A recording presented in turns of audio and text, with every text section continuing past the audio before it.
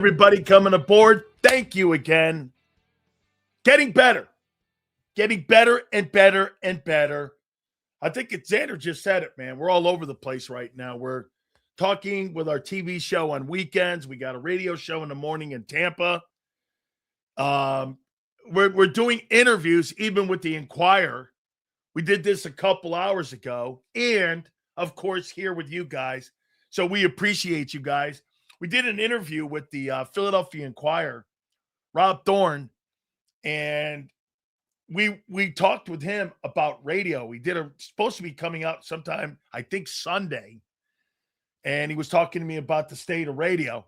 Guy started out the interview by saying, "Hey, you're one of the last of the old horses and how you present radio." And I said, "Yeah, I am." And he goes, "What do you think about your style? Not a lot of people doing it anymore." And I said, "Well, explain to me why the entire radio industry is in bankruptcy.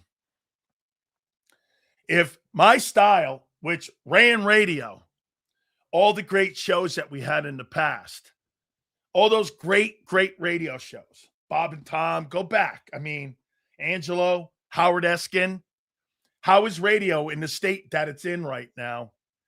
In every single company, from Beasley to iHeart to Odyssey, every one of them are in bankruptcy. Everyone's losing money. It's because they got everyone that sounds the same. Every single company is in bankruptcy. We're growing with all the shows we're doing. We're doing 3 shows a week. We do 2 a day, Monday through Friday, and we got a TV show on Saturday. That's got 7 million people watching it already. So you explain that to me. Morgan & Morgan sponsoring our programs. Every single platform I'm on. The number 2, I told this to Rob. I said the number 2 advertiser in America sponsors our show. Whether it's here, Sports Grid, whether it's my radio show, every one of them. Okay, so we're very excited about that. So you'll see an article, and I told them every single radio company right now is in bankruptcy. And, I mean, there were so many great shows. I mean, right? So many great ones. Now you don't have anymore. And you don't have very good sports talk. All right.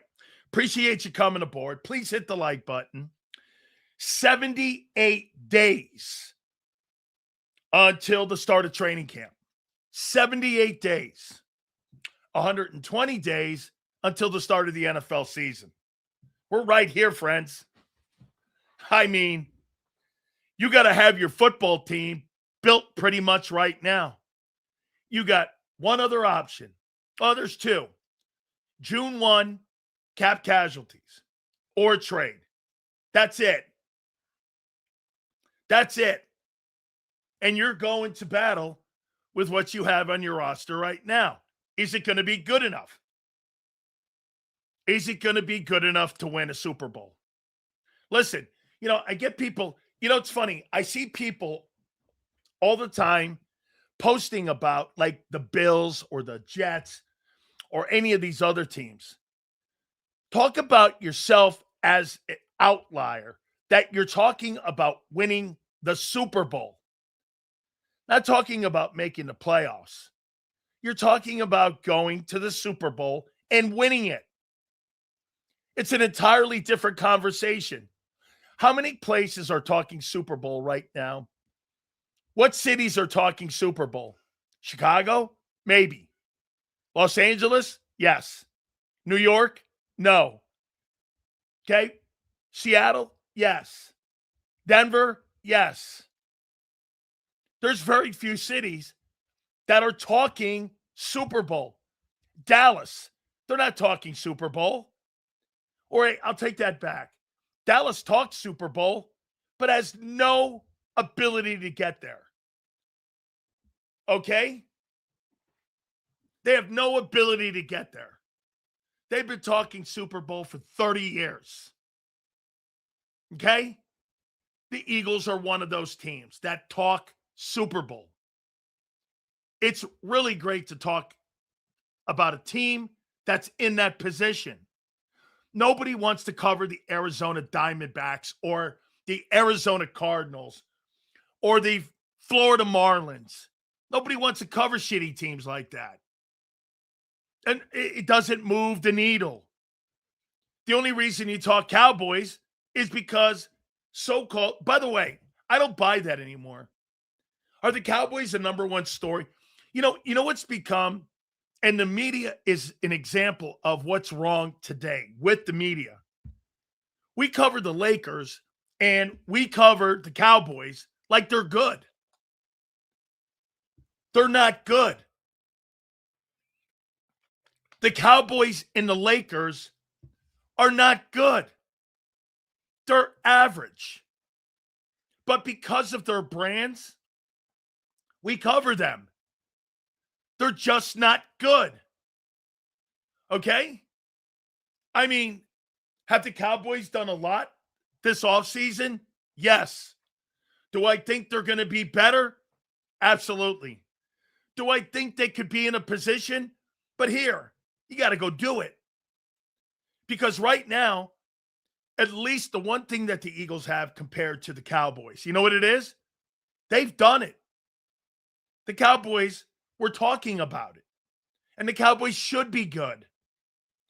The Cowboys should be a contender. But does that mean it's going to pay off? Absolutely not. You know what gets in the way in Dallas? Ownership. Ownership. Howie Roseman in Philly is the reason that the Philadelphia Eagles win. Plain and simple. He's the only common denominator. During the entire time of Jeffrey Lurie owning the team, he's the only common denominator. Coaches have come. Quarterbacks have come and gone. Talent has come and gone. What is the one common denominator? What's the common denominator in Dallas? Jerry Jones. What's the common denominator in Philly? It's Howie Roseman. There's no other example that you can give where maybe Seattle. That's another one. Big Sills is just, don't you understand why the Eagles won't coach to Hurts' strength? Can you make sense? This, you're right. I think they want a new quarterback. Anthony, we're going to get into all of this again. Okay? We're going to get into all of this. I promise you. And yes, I don't get it. Okay? I don't. I like how their rookie Downs is going to transform the defense, but our rookie Lemon is going to go for 250 yards on the season by this thing. Who said he's going for 250 yards? That's made up. And I don't know what Downs is going to do. I have no idea what any of these guys are going to do. To sit there and say that Lemon is going to be a star receiver is insane. To sit there and say that Downs is going to be a star is insane. I told you on draft day, and I tell you every fucking day, okay? I have no idea what a rookie's going to do. None. I told you on draft day, that has not changed in my 40 years of broadcasting. My 40 years. Rookies rarely make impacts. I have never said this. Like, ever. Howie sent the message, send AJ to the Jets or Browns for whatever, tell them like Jerry did with Parsons. We don't take crap. Yeah, but the worst thing that he did was send him to the Packers. If you're going to do that, you're going to run into the Packers in the playoffs. Okay? I mean, why send him to Green Bay? Green Bay, you're going to play significant games against. You're going to see him in the postseason. It doesn't make sense that you would send him to Green Bay. Green Bay, you may have to play that team in a divisional round. You may have to play that team eventually one day in an NFC championship if you're fortunate enough to get there. Why would you do that? I'm sending anybody I can to the AFC, not NFC. Brett Favre, Steve Young, John Elway played in the West Coast offense, and the coaches tailored the offenses to the quarterback. Them guys didn't play on schedule. Sil's funny, just the facts. Are you comparing Jalen Hurts to Brett Favre, Steve Young, and John Elway? There's your problem. Are you out of your mind? Those guys had insane skill sets. By the way, we got Jason Cole on. I'll have him one more time tell you Hurts is not a Hall of Fame player. One of the 50 voters, I'll have him tell you yourselves, okay? Talked about him last week. No draft pick is a slam dunk.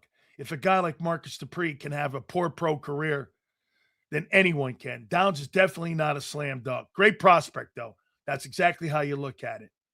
The intangibles of what Caleb Downs is going to bring, no question about it. Yes. The league is changing where they play primary zone coverage. Hurts relies on explosive plays in the passing game, and they're taking it away. He has to grow. We're going to get to this. All of it, I promise. Jerry Jones choosing delay over contract extensions. Yeah, I guess. I think Dallas made the right move trading him. No question about it. Dallas is better. Yes. Dallas is better. Hurts will play for the Jets in 27. Then it's over. Hall of Famers, to me, need at least 10 years unless you were so unreal, and even still got to be more than 5. Jason, if you look at the first 5 years of Russell Wilson had more winning and went to back-to-back Super Bowls in his first 5 years. And he's no longer a Hall of Fame guy. He was on track to be a Hall of Fame player early in his career. He's not any longer. I mean, he's just not. I don't believe Russell Wilson is a Hall of Fame player any longer. I don't. Hey, we're going to go back and do more in-depth on where I think the battles are going to be in camp. And we're going to go into those battles, and we're going to look at the team here in a second. Okay, so I want to go down this lane here.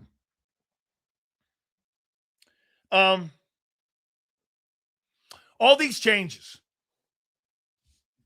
that they're making to the offense, all these changes, let's add them up here. Sean Mannion, new OC. Okay? Do we agree? Sean Mannion is not a power running offensive guy. He's a guy that's from Sean McVay's tree of throwing the ball. Spread offense, motions, all of that. He's up with Matt LaFleur in Green Bay, right? All of that. Okay? All of it. Okay. New O-line coach, Chris Cooper. New O-line. They want to run the stretch plays. So, again, I'm going on every single thing that they've done so far since January. Okay? Sean Mannion, spreads, all of this with Sean McVay. Chris Cooper pretty much fits the style of offensive line that they want to play, right? Okay. Josh Grizzard. Had a chance to talk with him a year ago. He's a spread offense guy. Wants to spread the ball around. Wants to do all the spread offense. Motions, throwing to the backs, all of that, correct? This is what his forte is. He was the OC of the Bucs last year. Had a chance to talk with him. Okay? All right. So far, Sean Mannion, Chris Cooper, and Josh Grizzard. Also, not Press Taylor. What's the kid's name? The quarterback coach. What's his name? Parks. New QB. New QB coach. Okay? All right. Then look at the coaching changes. Parks Frazier. That's right. Thank you, guys. So, Sean Mannion, new OC. Chris Cooper, new O-line. Josh Grizzard, new pass game coordinator. Parks, your new quarterback coach. All of that. All brand new, right? Okay. Hey, Sells, have you ever met the legendary WWE Hall of Famer Haku? I don't think so. I don't think I have. I met a bunch of those guys. But I don't think so. But thank you, Emmett. Okay. So now let's add the personnel. Elijah Moore. Hollywood Brown.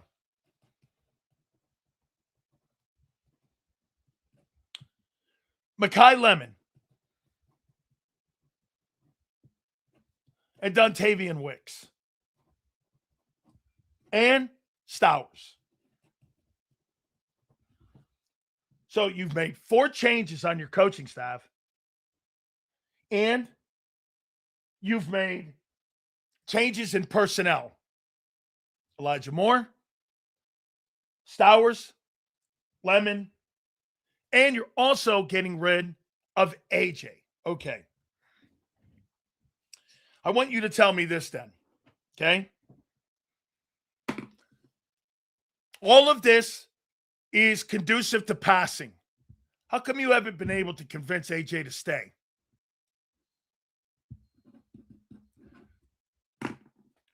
Wouldn't that show you they want to throw the ball?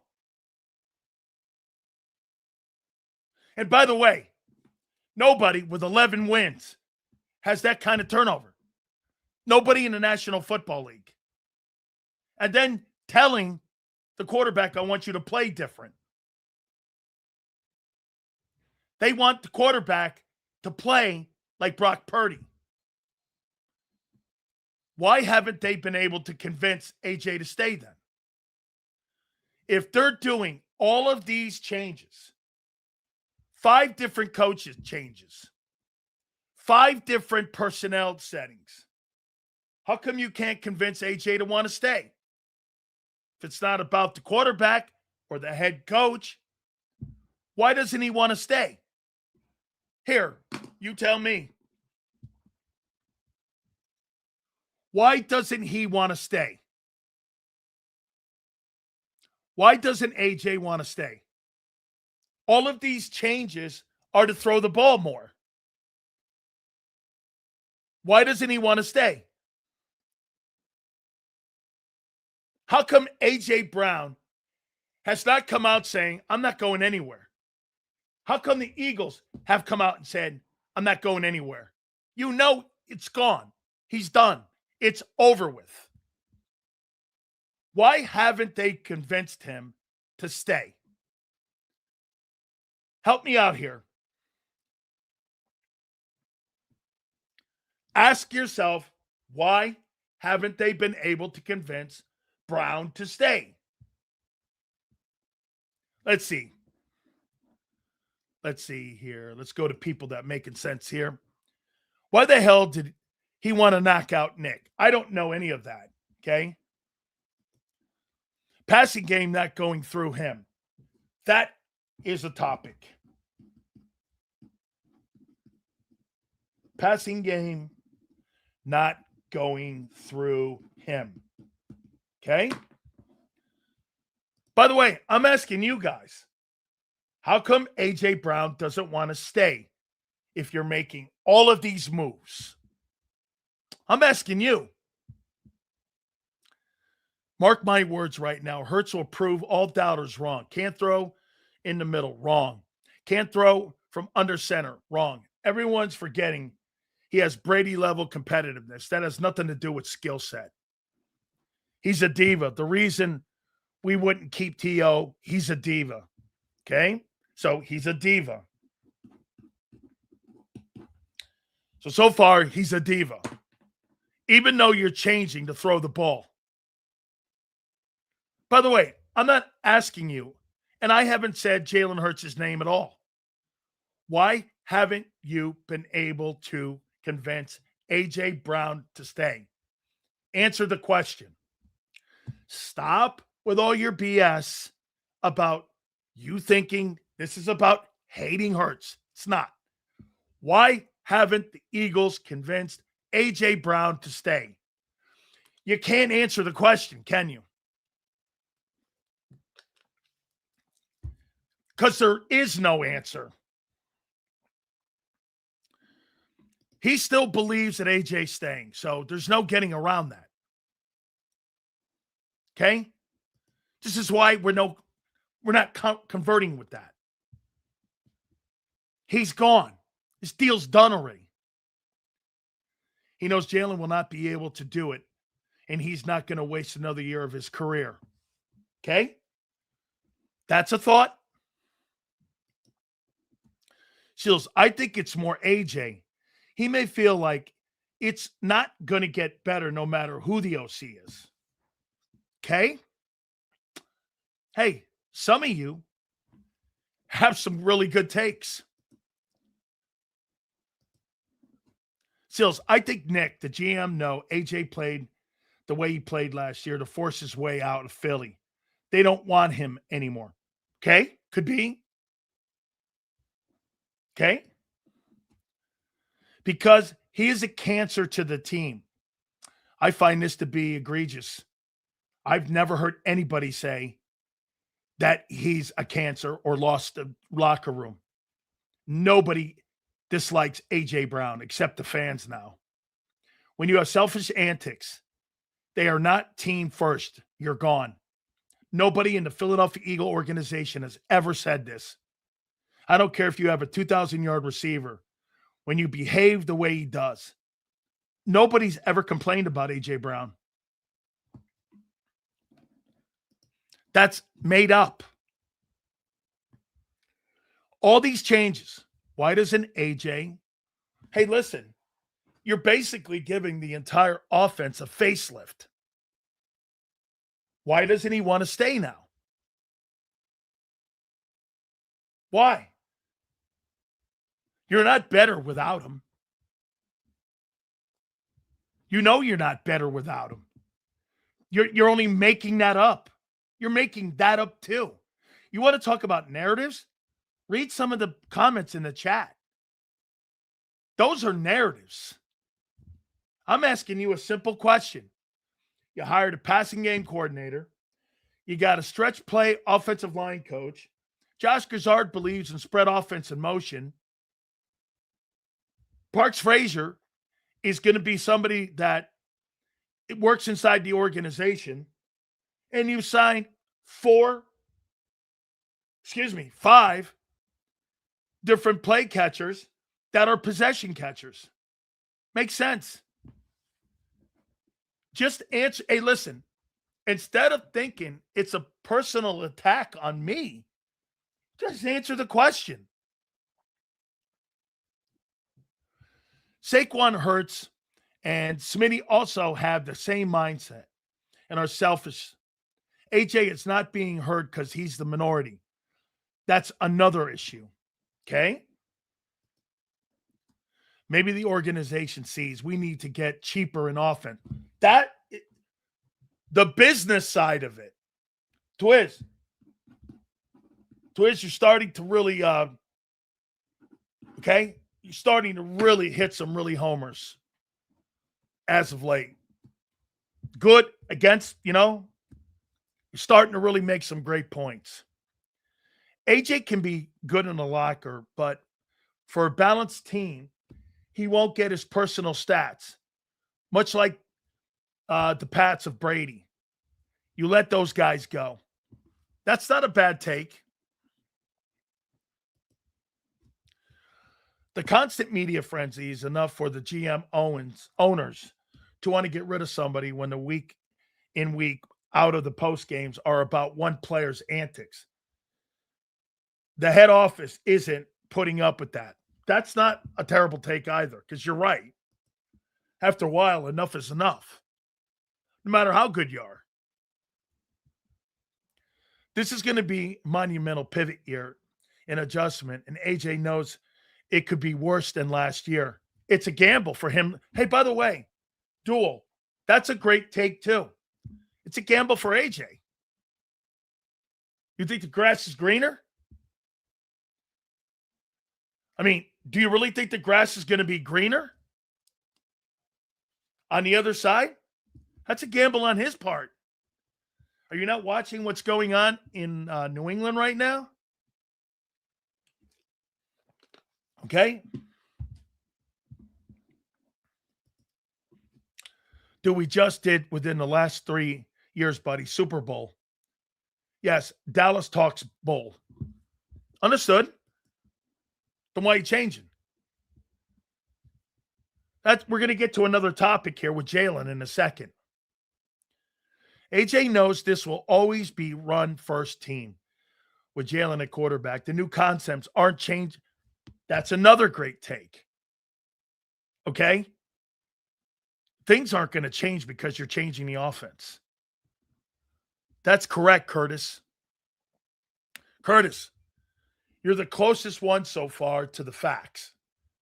I don't give a shit if you put Joe Montana's offense in there.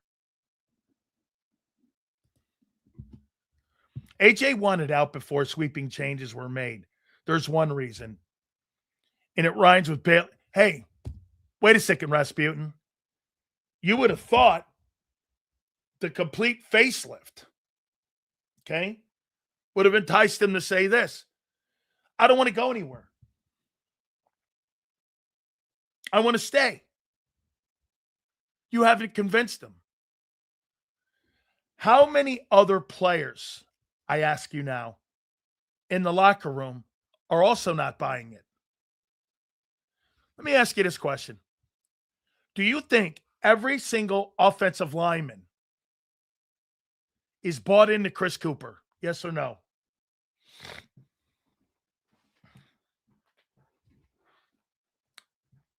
If AJ's not buying into the moves to stay, how many other players aren't? Okay? How many other players aren't? When one of your star players is not buying, how many other players, in your opinion, do you think that affects? You think it's just A.J. Brown that's not buying it? How many other players aren't buying it? When you're a player that's on a football team like that, and you see a star football player still not being convinced to stay, what's that tell you? I'm not staying here for this. Even with all the coaching and personnel changes, it won't matter. It won't matter. Isn't that a red flag? AJ's not buying in. How many other players aren't buying in? By the way, this ain't over money. This is not over winning. This is not over anything. Okay? I mean, why doesn't he want to stay?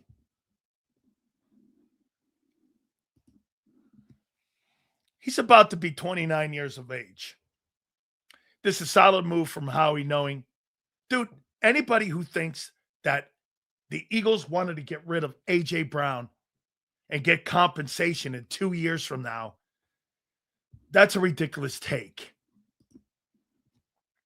Probably most of the team, including the defense, they know what the problem is. Thank you, Fran. Don't want any $32 million player that tanks in the playoff game, drops balls on purpose. I do not believe A.J. Brown dropped balls on purpose in this 49er game. Do I believe he wasn't focused? Yeah, I do. Sills, Eagle fans talking like nothing's wrong. They're fine with the team. If the Cowboys had that offense with the number one wideout gone, they'd be butt there'd be a butt of jokes by everybody. Yeah, if CD wanted out, hey, Texas, can you imagine this? That would be like CD Lamb wanting out of Dallas. CD Lamb doesn't want out of Dallas. The offense goes through him. I mean, you've got other issues on your team. It's more organizational. Hey, Texas, you got a great quarterback and receiver combo. It's a great one. It's one of the top 5 in the game. Your problems are in the front office. The Dallas Cowboys' issues are hiring of coaches around your star players. That's not the case in Philly. Okay? It's just not. You got a general manager issue inside of the Cowboys. You know it, and I know it. You've never been able to replace Jimmy Johnson. No matter what you've done, no matter where you go, no matter what you've done. And here's the case. I'll give you a Texas. Do you know what you have right now? You have a modern-day version of John Elway. And I'll tell you why. John Elway was 0-3 in Super Bowls. 0-3. Could never win. Got destroyed in many of them. Couldn't win. What did they do to change his career? They got a dominant running game. And what did they do? They got Terrell Davis. And they took Terrell Davis and made the focal point by running the football. And when they ran the ball, Elway won 2 Super Bowls. The difference between Dan Marino and John Elway, Elway bought in. Marino never bought in. Never bought in. And Elway went on to win 2 Super Bowls. Now, again, I'm not sitting here telling you Dak has got the same talent level as John Elway. It's the same story, though. They threw the ball. When Elway got into big games and playoff games, Super Bowls, they got beat because he forced the rock in too much. They changed the mentality. They ran the ball later in his career. If the Cowboys don't run the ball more, okay, Dak will never win. How long did it take? Can somebody, Kyle, taking a sports broadcast class. Thanks for inspiration. Thank you, Kimberly. Hey, Kyle, can you do me a favor? How many years did it take John Elway to win his first Super Bowl? Then he would go back to back. Can you tell me how many years it took Elway to win?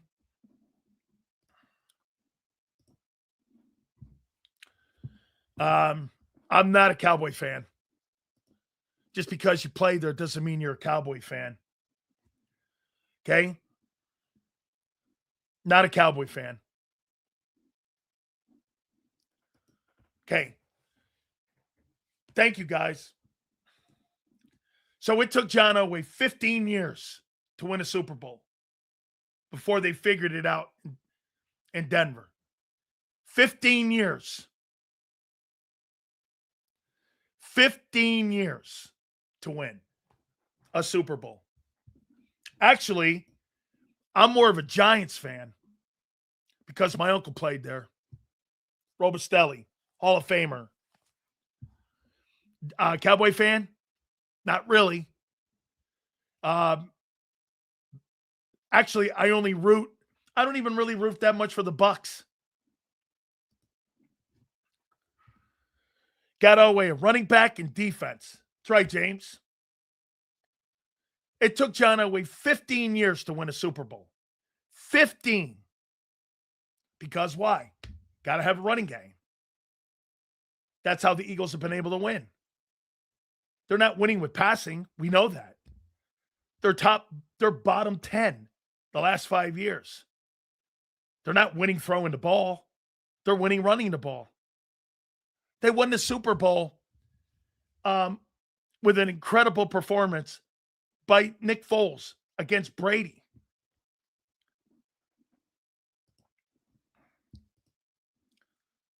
Let's see here. It took the Broncos 15 years to figure that out. 15 years to figure that out. And again, folks, I'm not telling you that Dak has the same skill set as John Elway. I'm telling you he's a modern day type of what they're doing in Dallas. The passing, you can't win with a pure passing game. You just can't. Okay? Why do you think Troy Aikman doesn't want nothing to do with the Cowboys? Cowboys ass silly. Cowboys ass sells. Because Jerry Jones doesn't like the fact that Troy Aikman reminds him of Jimmy Johnson. Troy Aikman is a Jimmy Johnson guy. He's not a Jerry Jones guy. Tony Romo is a Jerry Jones guy. Troy Aikman has nothing and wants nothing to do with the Dallas Cowboys. Think about it. The Cowboys have had some of the greatest passing attacks in pro football over the last 30 years. But they haven't had the most dominant run game. They had the most dominant run game in pro football during the Emmitt Smith era. Even greater than Detroit. Because they had the best and most efficient running back of all time. Whatever you think about Emmitt, Emmitt was the most efficient running back in history of the league.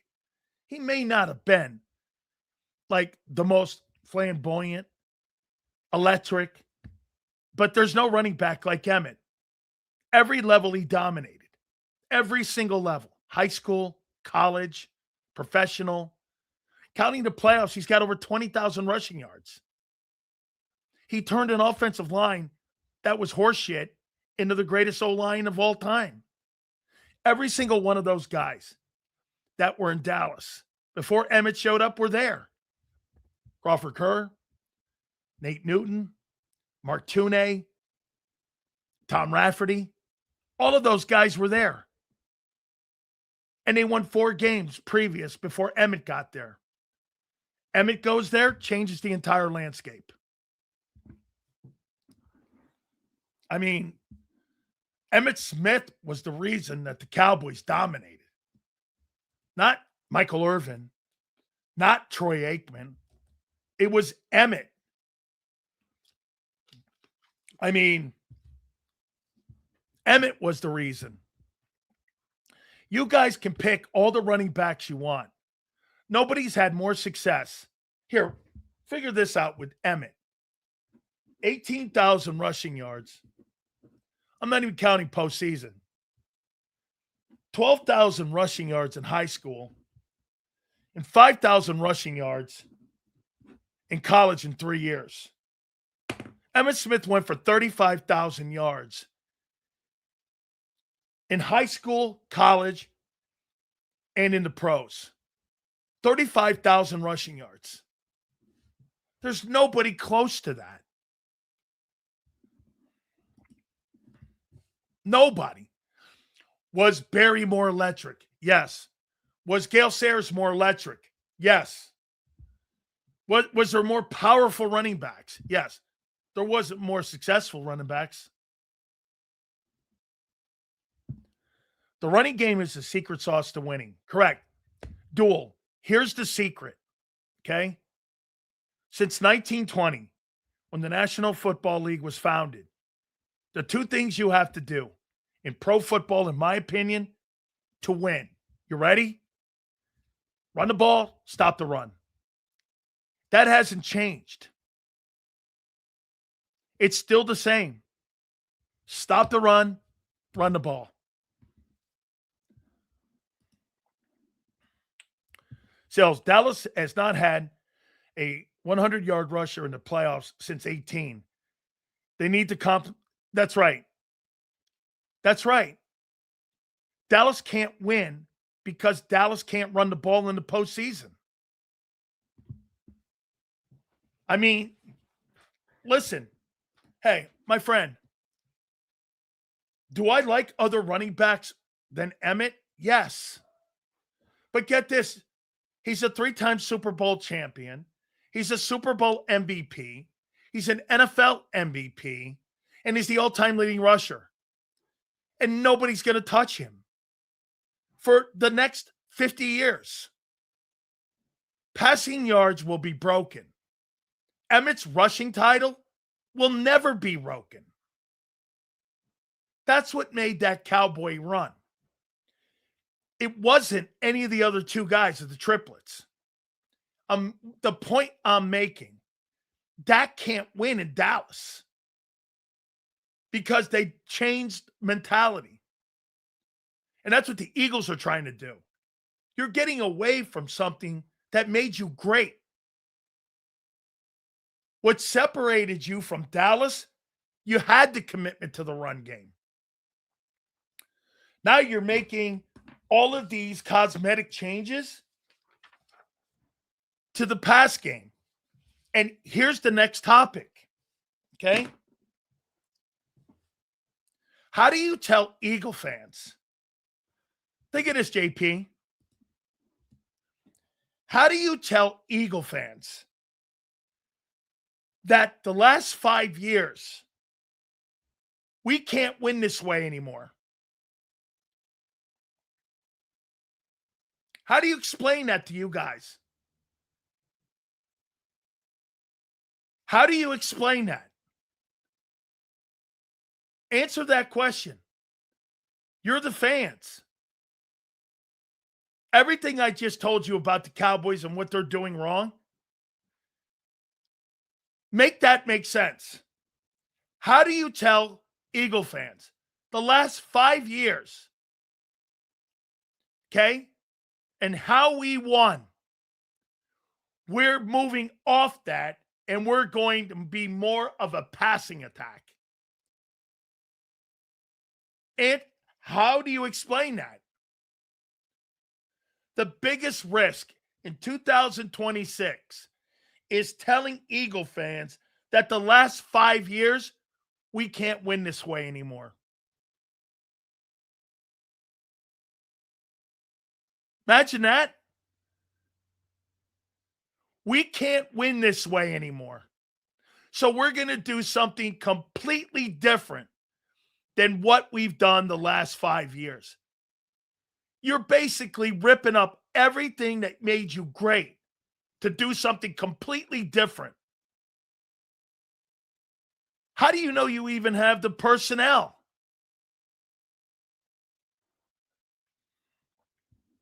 Ask yourself that.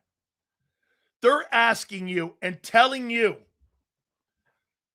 trust in us in something we've never done, but what we did the last 5 years, we can't win anymore doing it.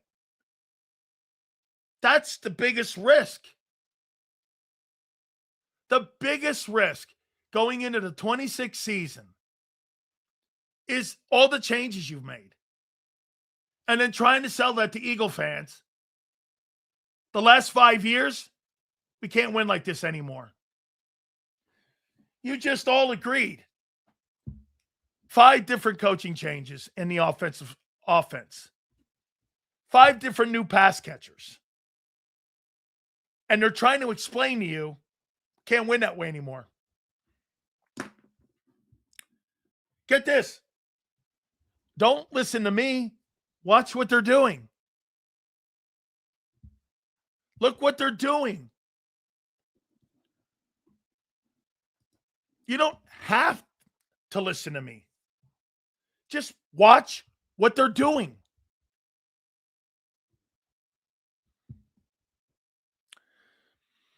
O-line that you leaned upon is no longer their dominant level, and that the quarterback chooses not to run anymore.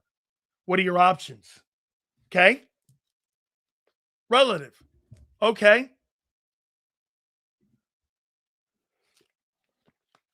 Okay. The only reason the Cowboys were a dynasty was because the O-line made Herschel Walker look better than he was. That's such an absolute ridiculous comment. Herschel Walker is one of the greatest running backs in history. And even with a shitty football team, he had 1,500 yards rushing and 700 yards receiving. And when he was in the USFL, many of those players went to the pros. He had $2,000 rushing. And in college, he was a dominant player. The fuck out of here. Herschel Walker was a bad player. Can't be any dumber. We're doing the same thing we've done the last 5 years. Just giving a different. That's ridiculous. So wait a minute. We're going to, according to RC3, you got 3 first-rounders in the wideout position. And you added a second-rounder along with God, who's here.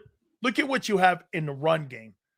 Hey, Texas boy, listen to what this guy is trying to explain to you, RC3. You gave up a 1 for AJ. You drafted Devontae, 1. You drafted Lemon, 1. You got Goddard, a 2. Now you got Stowers, a 2. You've got 3 first-rounders and 2 second-rounders involved in your passing game. And he thinks they're going to still do the same shit that they did the last 5 years. Why in God's name would you pay $32 million, $26 million, $50 million to a quarterback and use 3 1s and 2 2s to sit there and say, we're going to run the fucking ball? How make that make sense? 3 1s and 2 2s and almost $90 million. And we're going to run the ball. Okay? How in God's name are you doing that?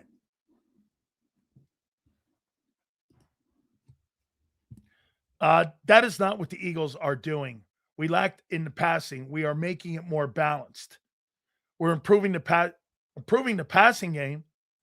Bro, you got all your first 2 draft picks were offense. So RC3 says we're not getting away from the run game. Okay. RC3. Was the failure of the run game a year ago because of Barkley or the O-line?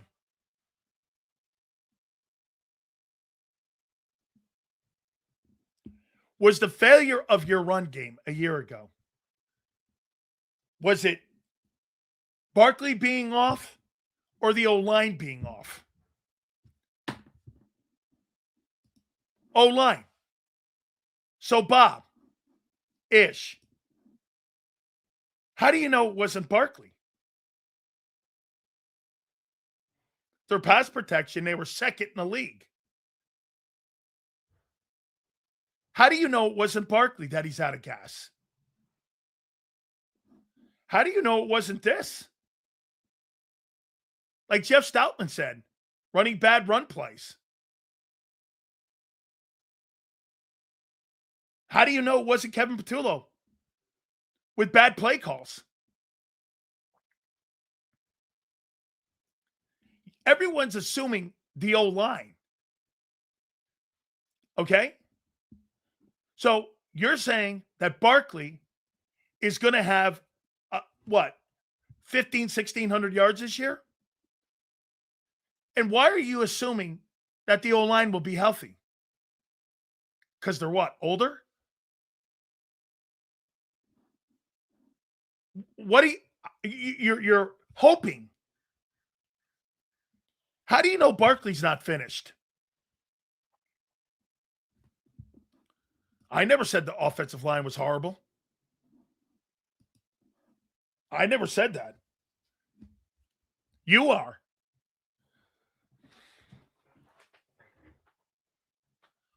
Okay? So wait a minute. Was the failure of the offense Barkley or the O-line? Let's do this. Was it Barkley or the O-line? On May 7th, who are you suggesting that if we put in the backfield Jamar Gibbs couldn't run behind that O-line? Is that what you're saying? That Jamar Gibbs could not run and gain 1,400 yards? Is that what you're saying? That Gibbs couldn't do that or Bijan couldn't do that? Okay? Is that what you're saying? So Pietis is saying that Jamar Gibbs. Okay. So JP. So it's not Barkley. Is that what you're saying? Are you guys saying Saquon Barkley was not the reason that the run game was bad last year?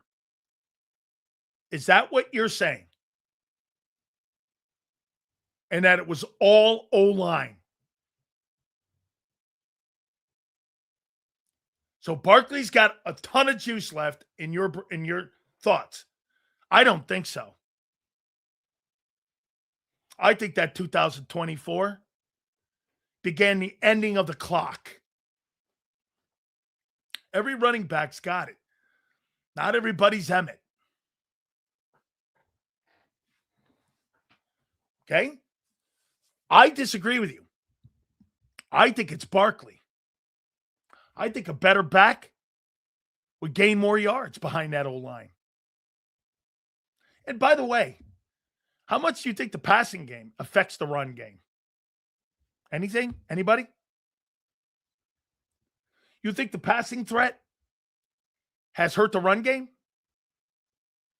How much is the fact that they can't throw the ball very effectively as a unit the last 5 years? How much do you think that's hurt the run game? Nothing probably, right? Can't threaten anywhere but the sidelines. You can't sprint out. You don't have no check down game. Okay, you have no screen game. How much do you think that affects the run game? If the league, some of you in here said the league caught up with the offense. You mean the league caught up with the quarterback? Is that what you're saying? If the quarterback becomes predictable, how much of an impact do you think that has on the run game? Anyone?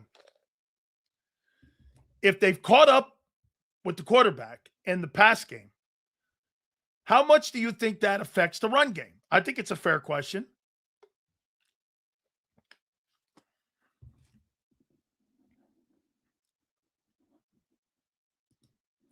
A lot of teams copy each other. We can't run the ball.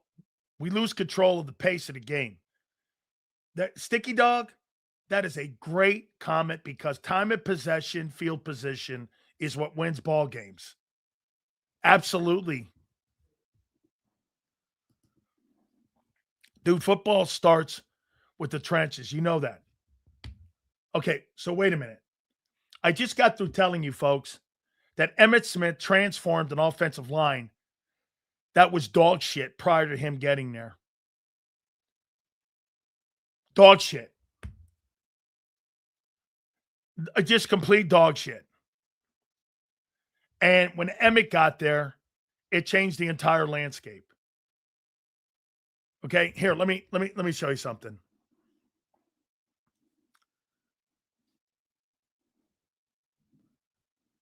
Let me go here. Hold on.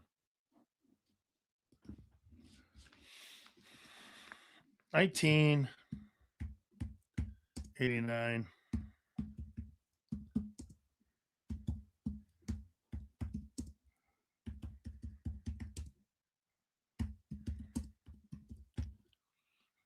Okay. Cowboys in 1989 were ranked 24th in rushing. Emmett gets there.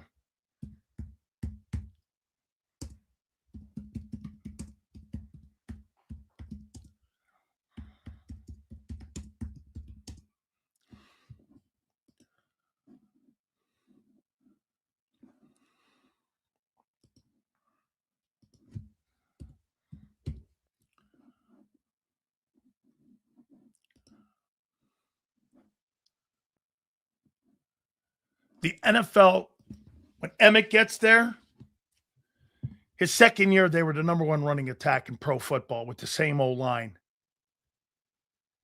By 91, Emmitt Smith had the Cowboys the number one rushing attack in football. He won the NFL rushing title with the same old line that was there previous. And remember what he did. His rookie season, he went for 900 yards. His second season, Emmett went for 1,500 yards. I believe that's what he did. Emmett got there in 90, I believe. Then in 91, he led the NFL in rushing with the same O-line. Same personnel. Double check that. Yes. Emmett's first season, he had 937 and 11 touchdowns as a rookie. His second year, the Cowboys were number one in rushing in 92, number one in rushing in 93, number three rushing in 94, and number one in rushing in 95. Emmitt Smith's first 6 years with the same group that was there in 89 and 90. They added Larry Allen, I believe, in 95. He led the league in rushing in 91, 92, 93, and 95. With 25 rushing touchdowns with the same guys. The same guys. No. And Emmett was 21. Yes. He took the same group of older guys that Landry brought in and won rushing titles. So he transformed that O-line into a Super Bowl O-line. All those folks were talking about, well, he had the greatest O-line. So Mark Tuney was a late-round draft choice. Nate Newton was a free agent. Stepmowski was a second-rounder. Crawford Kerr was a third-rounder. Kevin Gogan was a trade from the 49ers. You make it sound like these guys were like first fight. Larry Allen was a 12th-round draft choice. Barkley had 1 year where he was dominant running back. The rest of his career was average, a little above average.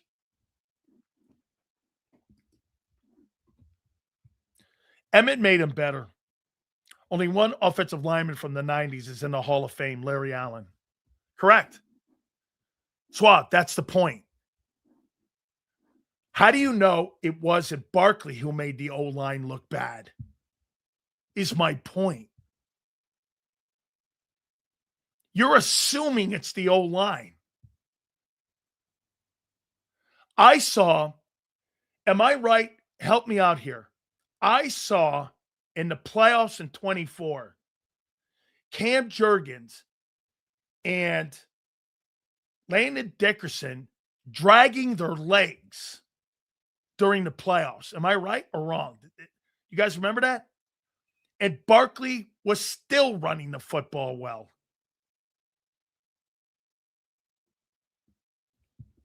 Okay? Sills, assuming Barkley lost it overnight is like assuming Stout forgot. I agree with you. To assume that Jeff Stoutland is a bad coach in 8 games is absurd.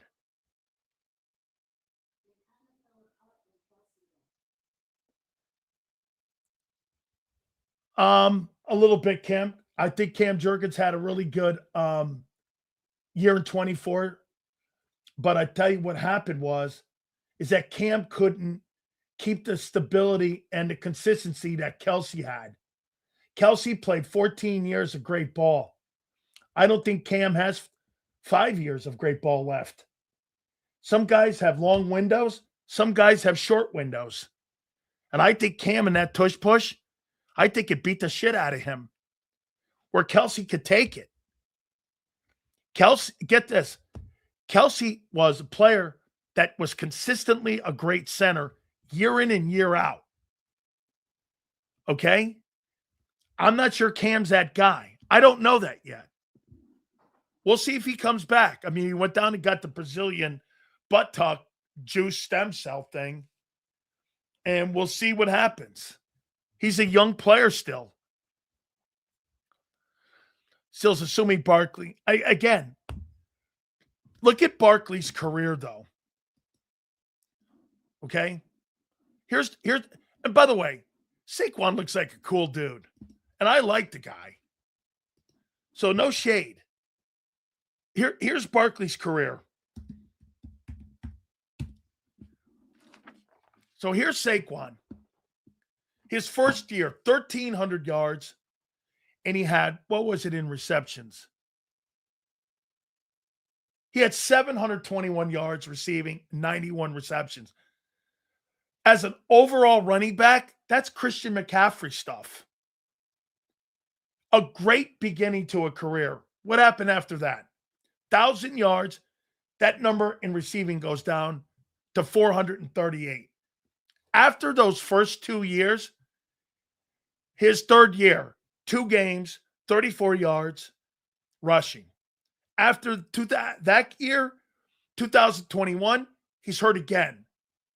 He has 13 games, 162 carries, 500 yards. 22, 1,300 yards, comes back to form. 23, 962. Then he gets to Philly with all that talent. He goes for $2,000. And a year ago, he was 32nd in yards per carry with just a little over 1,000 yards. The point is, this guy's not Derrick Henry. See, Kim believes what you guys believe. She thinks the offensive line fell apart. I'm saying I think Barkley fell apart. She doesn't agree. Okay. She doesn't agree with my take. She believes what some of you guys are. She thinks it's the O-line. Well, that's the biggest question in 26 then. Was it the O-line or was it Barkley? Okay? 2026, the failure of the offense. Was it Barkley or O-line? Miss Kim believes some of you what you believe. You think it's the O-line. Okay? All right. We'll find out. Yeah, with a lesser coach. And now you got a lesser coach coming in with a guy who's never called plays. Good luck. Hope that works out. And you got less experience. My question with the Eagles is, how can you be so good at hiring Vic Fangio and all those great coaches on defense? Bobby King at linebacker. You had Christian Parker in the secondary. How come you hire these nobodies on offense? Okay. On May 7th, I'm saying it's Barkley. Many of you are saying it's the O-line. We're about to find out. Because I'm going to tell you something else too, Miss Kim. Lane's gone after this year. Landon's going to retire after this year. Cam Jurgens is coming off of a back injury. If you don't think that offensive line is going to get, I don't know, magically through the fountain of what, middle age now, they're going to all of a sudden find their juice to help Barkley. Barkley's going to get beat up like a dog. You know what that means? He's going to start aging like dog ears because the O-line in front of him is getting older.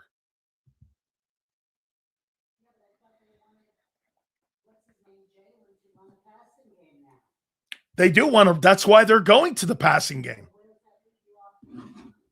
They were second in pass protection last year. And that's why they've hired 5 wideouts. Okay? Miss Kim just said, you're going to need a crystal ball to figure this out. This is why the biggest questions. You're correct. This is like looking through a crystal ball here. Okay? Well, now let me ask this question. So, Lovely Kim's involved, and I love it because she's great with this stuff. So, the last 5 years, the Philadelphia Eagles, let's go to the last 4 years, not count the rookie year. Okay? You've been to 2 Super Bowls. You're 50-18. Jalen Hurts is 6-4 in the playoffs. He's excelled in Super Bowls. Are the Eagles forcing these offensive changes on Hurts? Or is Hurts asking for these changes? How do you convince Jalen Hurts that the last 5 years of the way he's been winning games is no longer the way to do it? Make that make sense. Hey, guy, do me a favor.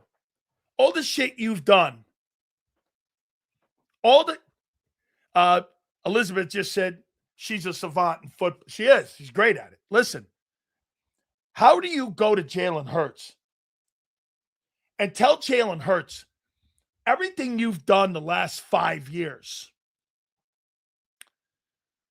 Okay? We want you to change. Are they forcing the changes on Hurts? Or did Jalen ask for these changes?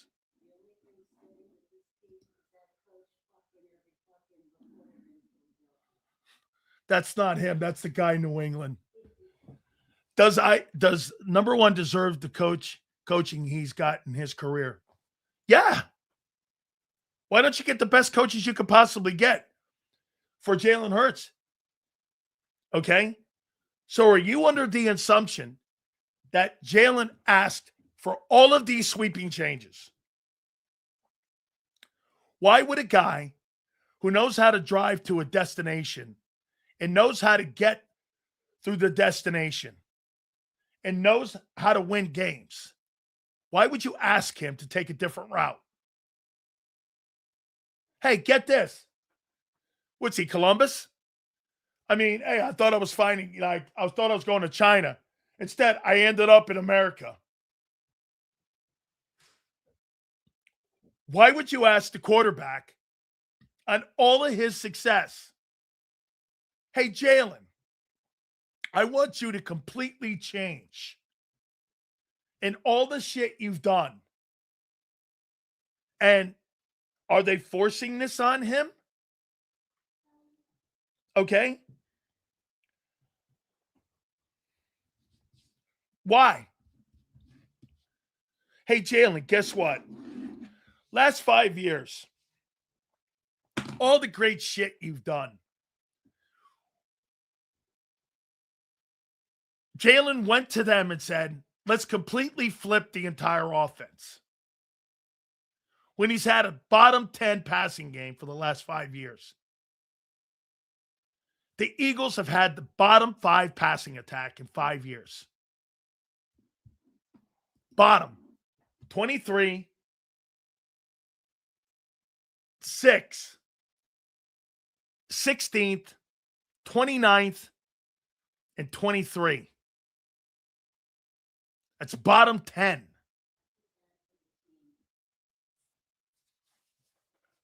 Don't feel bad for the team. The team is 50-18-2.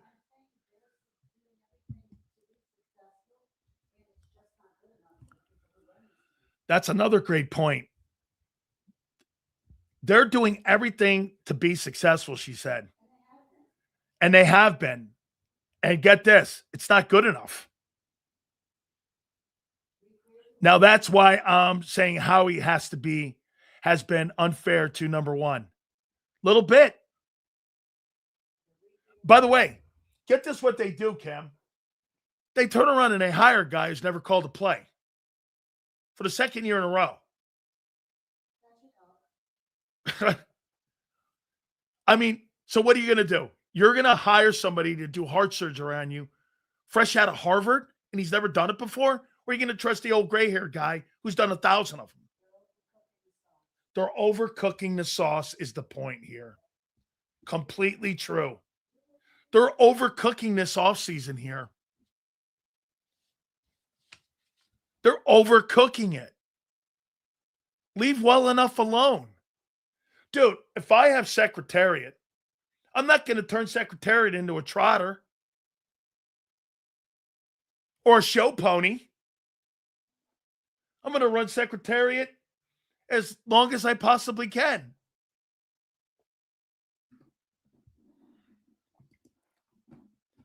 Burning the bottom of the pot and overcooking the sauce sales. That's my boy here who's been with me since the beginning. That's exactly right, dude. You're not stirring the sauce. You're letting it just sit there and burn. You're overcooking it. Sales, I believe Hurts wanted to get away from the RPO to extend his career. So Hurts started to change. Okay, so you believe he went to the front office and said, we need to change. I don't buy that, man. If I'm good at something, hey, dude, if I'm a sprinter, I'm not going to go become a long-distance marathon runner. You think Usain Bolt said, you know what's going to extend my running career? I'm going to slow down a bit and I'm going to run marathons.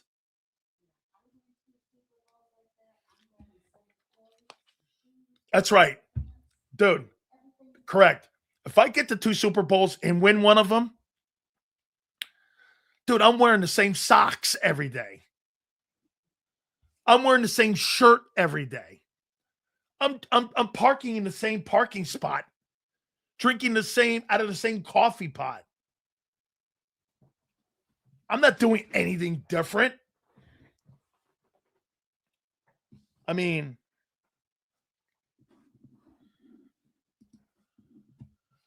people are underestimating how hard it is to be do a complete 360 on offense. Everything is going to change, and we're going to let an inexperienced OC who's never called plays run the show. And by the way, I got a comment here. According to Jeff McClain,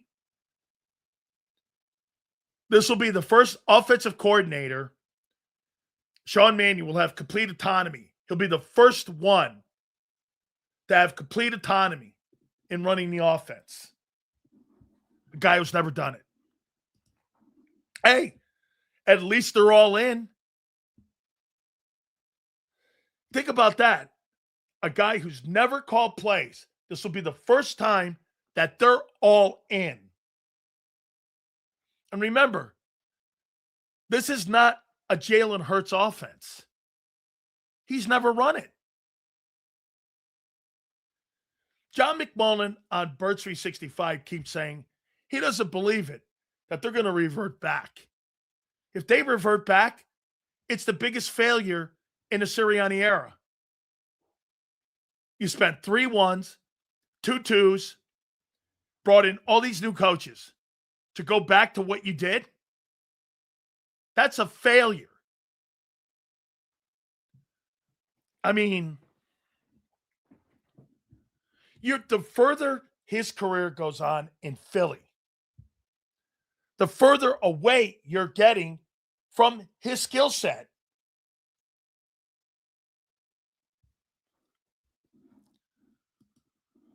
Philly 500's point yesterday was well taken. How do we know we're abandoning the run first offense? Well, okay. How do you explain the personnel changes then? Your first 2 picks in the draft were pass catching receivers. Get this. This guy's one of the few things he says, that's not failure. Why are you changing? Because they're going to evolve? Evolve into what? Something they've never done? How are you convincing people and fans that the last 5 years you can't win any longer like that? Kyle, did I miss a super? Sills, let's say start bumpy on offense in September, but by late October, it starts getting better. My question is, will the owner have the patience?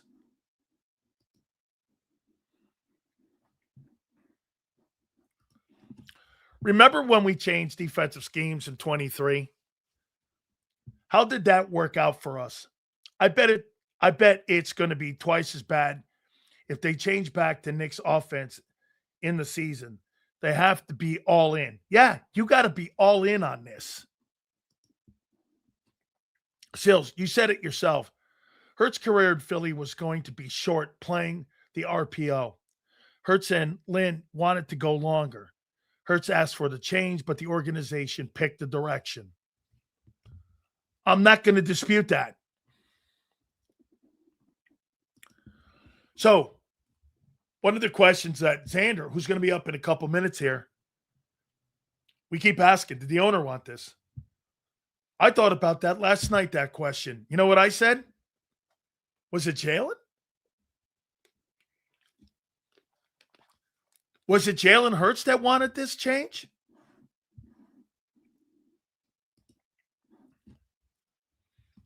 It's hard to explain anything they're doing, but it sure looks like they're going to try to throw the ball. Okay? Look at this guy here. Dan Sileo supports Mike Vrabel and Sharon Moore, both cheaters. There's two different things here, my friend, and you're combining two. Mike Vrabel didn't do one thing wrong as a football coach, and nor did Sharon Moore. As human beings, that's something that they're going to have to deal with their own God and their own wife and their own home. Those are two different conversations. This is pro sports, guy. Nobody gives a shit about that stuff with Diana Rossini. I got a family to feed. I got to block people. I got to catch footballs. I got to tackle people.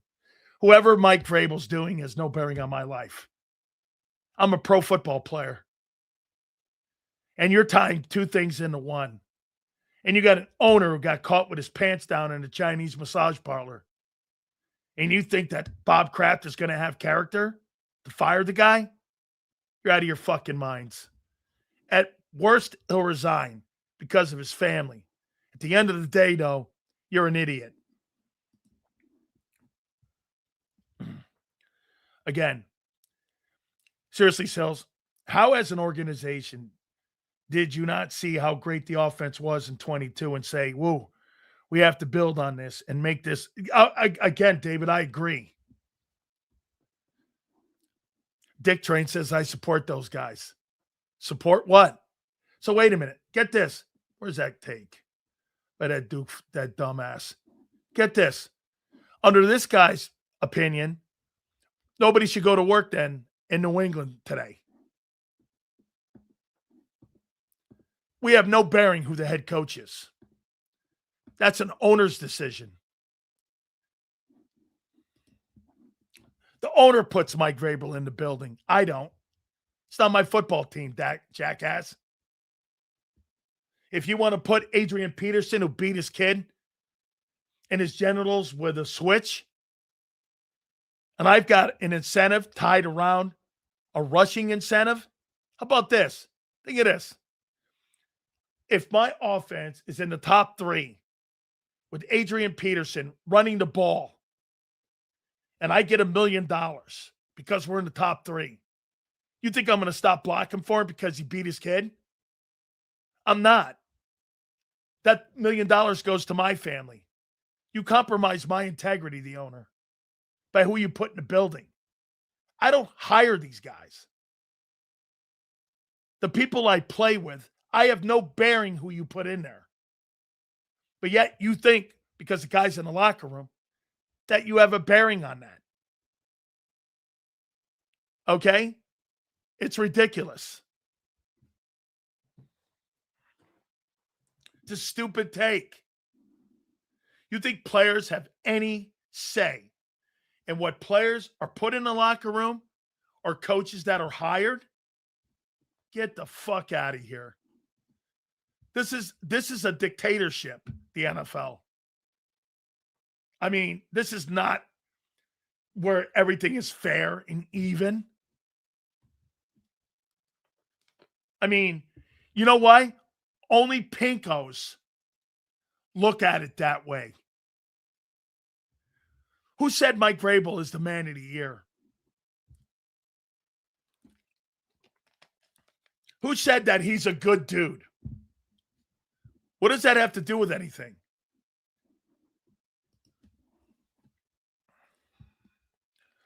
Yes, Kraft got caught in a massage parlor, but he was a widow at that point.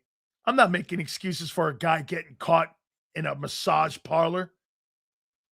What wealthy old guy doesn't trick off on younger women? I listen. I don't care about that shit. That's not my deal. Okay.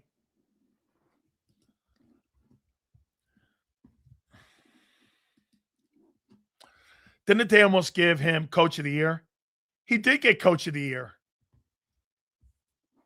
Mike Vrabel was the Coach of the Year. What does Coach of the Year have to do with Man of the Year? It has nothing to do with one another. How do you tie that in? You think you have to be a good dude to win Coach of the Year?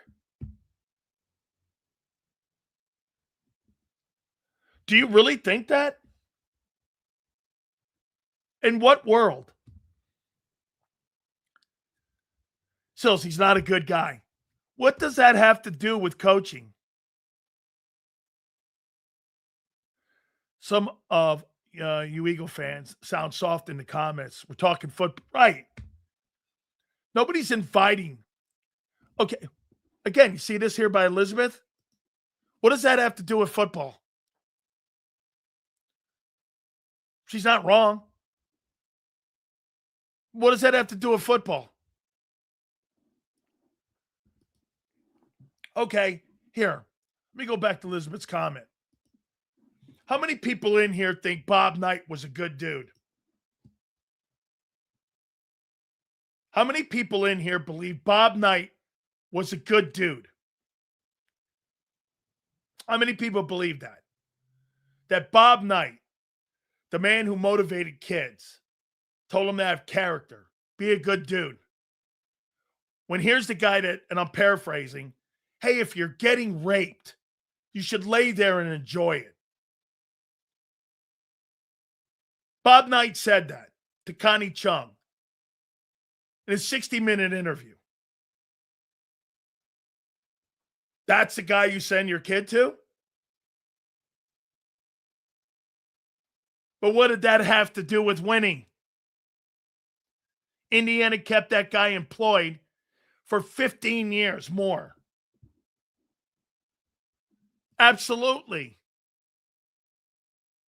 Okay, listen, I wouldn't play for him. But when you're a pro, you have no choice.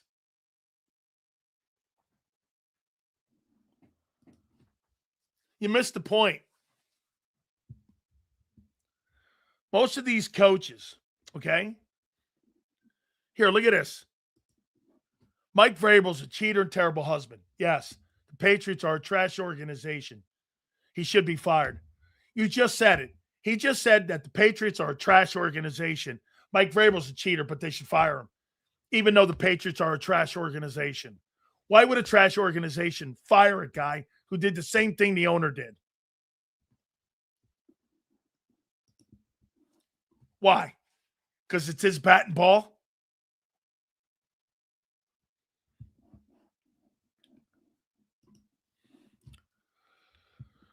So, what do a good coach teaches players not to be honorable to your wife?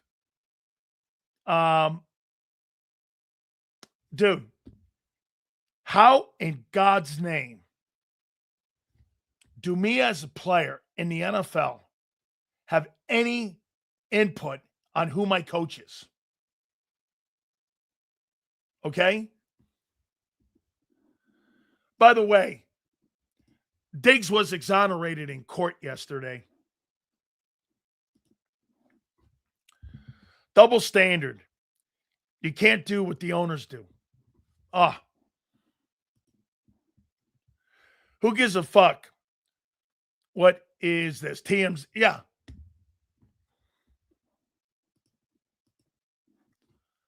Get this. Just a bad look all around.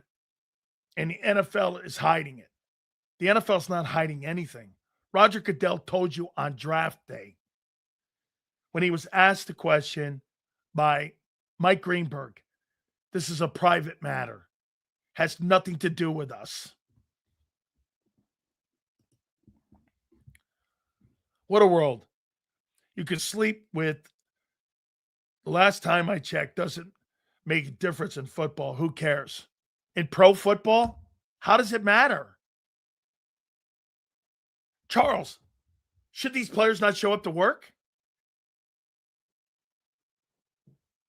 How about this one here by Elizabeth? So, hey, Cam, question. All the women that are watching, if you had a 70-year-old coach and he had a 22-year-old chick as a girlfriend, would you send your kid there? Hold on. Bill Belichick's the greatest coach in NFL history. He's got massive connections into the National Football League.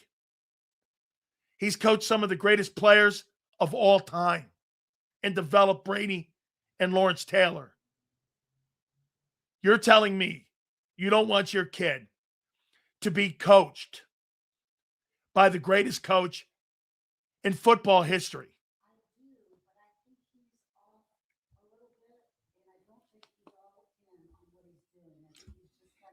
Okay, so Kim's take is she don't think he's all in what he's doing at Carolina, like he was when he was with the Patriots.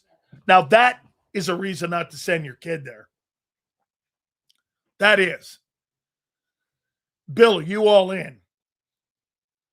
Okay? Bill, are you all in? If he could get my kid to the league, hell yeah. Well, ask yourself this. Think about that. Who's going to help you get your kid to the NFL? Deion Sanders or Bill Belichick?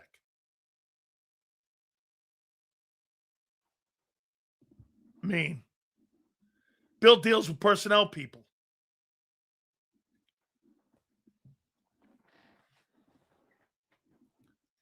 Bill deals with personnel folks. Angry Sills, AJ Brown is staying. How you doing? All right. You must believe in the tooth fairy too. What do you put $5 under your pillow? This guy thinks AJ Brown's staying. He's got $5 to put under his pillow, and he prays the tooth fairy comes in, and there's $5 under his pillow. AJ staying. Holy shit. Don't worry, son. I'm going to have a bunch of you guys rolling my way by the end of 2026. Man, there's going to be a lot of knee dragging. I'm going to get a form. I'm going to have Zander make a form, a formal apology to Big Sills. And we're going to have an apology day. And we're going to put people on, and you're going to say sorry, and you're going to kiss my ass for like about 2 hours. Wait, it's got to be 4 because I'll get a text message from Big Joe, and Joe will tell me, what do you think this is, May? What is this, half days? I'll get one of those things. All right. I think we figured this out. Holy cow, we got Big Kim chiming in today. It's good. So, Kim, you would send your kid to Bill Belichick, huh?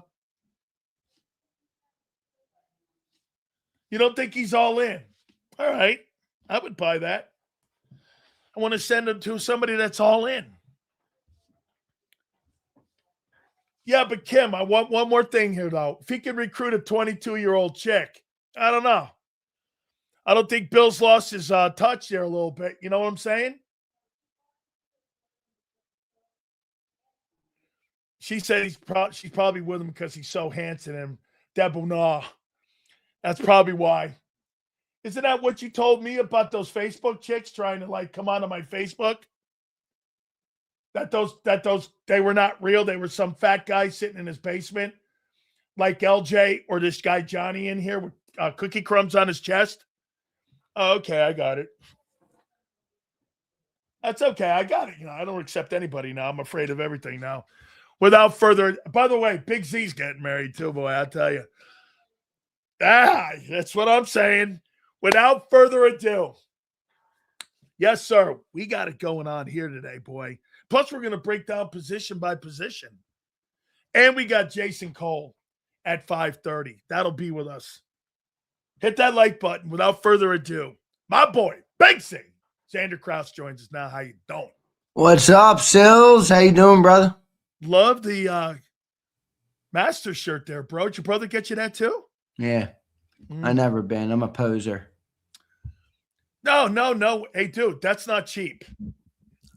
No, there wasn't an expensive shirt. It's just hard to get in the building. Oh, yeah. You got to stand in line for that. My brother got an invite last year from a business associate. Holy shit. Yeah. Really? Yeah, he went last year. Did he have to wear golf shoes? Yeah, I think. Yeah, I heard he got me the shirt and the hat. I've worn the hat. Where did I put it? I've seen the hat. Yeah, the Amen corner. Yeah. I love that hat. I like that whole gear. Yeah. All right, Z. So let's start it here.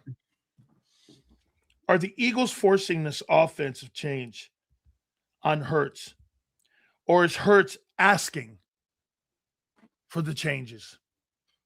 I think it's both. I think Hurts probably wanted to shift. I mean, you've heard the tough part is that you've heard so much contradictions come out of, really the whole team, but also Jalen. I mean, you heard he wanted them to take the straitjacket off him, but then you also heard one time that he said it's going to look how Jalen Hurts wants it to look. So it's like which one is it? I don't know which one it is. It feels like he almost says that just to benefit, for whatever circumstance suits him better. So I think they probably all wanted it, though. I mean, look, they're all smart enough to understand that you can't perform as poorly as you did last year and then just expect for nothing to change. Now, you can know that and have a different goal or a different vision for how to fix it, right? If there's a broken pipe, you might want to fix it one way by doing it yourself, or maybe you'd want to call somebody, and maybe your wife wants to do it herself to save. You can know that the goal is the same, but there's a different vision for how to do it. So I don't know. I mean, I think they all knew that they wanted to change or evolve or improve the offense. The question for me is, are they doing it in a way that is conducive to the most important people's success? Like, who should they be optimizing around? Mannion? Sirianni, Jalen, Devontae and AJ, or Devontae and, I think they should be optimizing around the quarterback because it's a quarterback-driven league, and the quarterback is the most in control of the offense on any given play, more so than a coach, coordinator, wide receiver, running back, offensive lineman, or anybody else. So it almost feels ridiculous if they're running something that Jalen doesn't want to run, but if the reports of him not wanting to be under center, not wanting to run play action, then I guess you can make the argument then they are running something that he doesn't want to run. So are they forcing him to do this, or is this his idea? You think it's both? I think the change is both. I don't know if the exact path they're choosing is Jalen. Does that make sense? I think that leads to butting heads then. Huh? I think that leads to butting of heads. If the quarterback doesn't buy into something that they're trying to install, I don't like that. But the Mannion wants to do this because he says that's what I mean, the least amount of resistance is the best formula for success, isn't it? Well, not always. Well, dude, if I could get least resistance, I'm going to have everybody buying in. I got half the team or some of the players not buying in.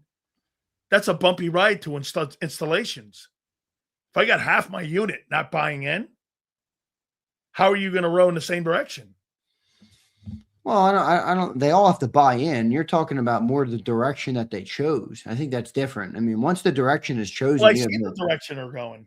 Well, we think we see it, bro. You can't make that many personnel changes. We don't know what it's going to look like, so bro. Well, I'll tell you what. That'll be a massive failure if they go back to doing what they did before. I mean, your first two draft picks were wide receivers. Well, and then they're going to sit there and tell me you're committed to the run game? All right, here, let me go. They're committed to being better on offense, and they all should be committed to that. Okay. Including the gooners in the chat that think everything is all peaches and cream in Philly. Do you think the biggest risk in 26 is trying to convince Eagle fans that the last 5 years you can't win this way anymore? The last, what, 2 years? 5 years. No, I know they've been playing this for 5 years, but you said that the last 2 years convinced them? No, I didn't say 2. I said the biggest risk in 26 is telling Eagle fans that the last 5 years that they've done doing it that way, they can't win anymore, and we're going to change. You think that's one of the biggest sells right now? Yeah, it is. But I think it was bad enough for them for not have to over-explain why you're changing. Then why are some Eagle fans butting it saying, wait a minute here? Well, no, they're not butting that they should change. They're butting that you don't think they can be successful with the change. John McMullen doesn't either. People who disagree with that don't disagree that they should change. They disagree about how effective they're going to be with the change. I disagree with the approach of the change. Right. So people in here I don't think anybody thinks they should have stayed the same. No. I mean, you can make a better argument that staying the same would have made more sense. I'm just saying people who disagree, at least what I'm seeing, and I read a lot of these comments from these goobers, which I love a lot of you guys. A lot of you guys are idiots, though. It's just the stone cold truth. The most of the comments I see in disagreement aren't that they shouldn't change. It's that they're going to be able to change. Like, you don't think Jalen can run a West Coast offense. No. You know, some of the people in here think he can. That's the disagreement. Yeah, the disagreement where I would go fight back with them is going, show me in the last 9 years of his career where he's done that. He hasn't. Okay, right. He hasn't at all. Like I said, it'd be like asking Joe Burrow to be an RPO guy. Yeah, but the difference there is running shouldn't be a prerequisite for quarterback play. Passing is. Okay. Matthew Stafford. At least in my opinion, it is. Apparently, it's not for people who are. Matthew Stafford. And how about this? Even Sam Darnold didn't have to run to win a Super Bowl last year. I know. I mean, so he won from the pocket. Who won the MVP of the league last year? Matthew Stafford. Yeah, how many yards did he run? 6. I mean, all right, Z, here's another one. How many turnovers are you going to be okay with this year in the passing game by Hurts? Oh, what a shitty question that is. Oh, I think you got to start getting used to this. If you're I am used to it, but you're going to. How many turnovers are you comfortable with? I mean, what are you talking about? Okay. How many turnovers do you think the Philadelphia Eagles, before they lose their patience like they did in 24, going to be comfortable with? Do you think they lost their patience in 24? You never want to turn the football over, but yes, hold on, wait a minute. You're going to push the ball. You can't have it both ways. If you throw the ball 630 times, you're getting turnovers. They're not, dude.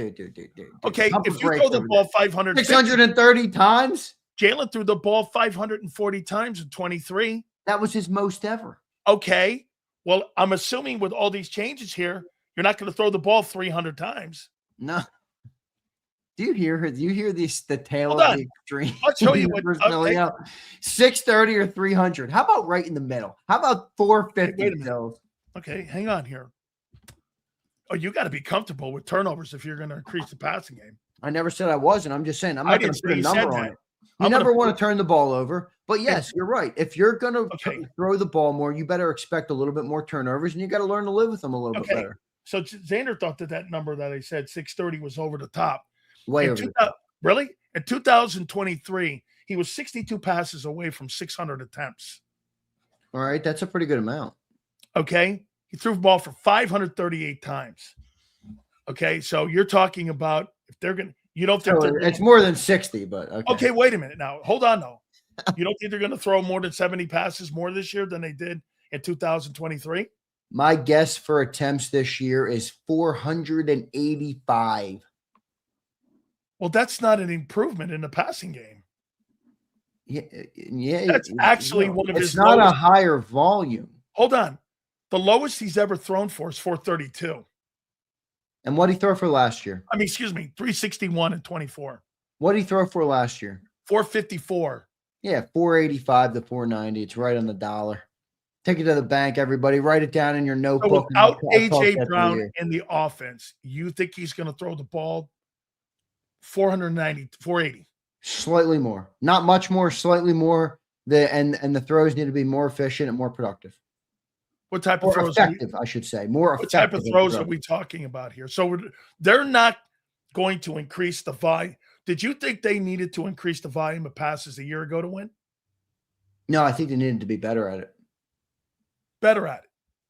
Okay. That's what I've been saying. I don't want to throw the ball more than 30 times a game. One, because forget Jalen's skill set for a second. I don't believe that throwing the ball 35 times plus a game in the NFL is really the best way to win.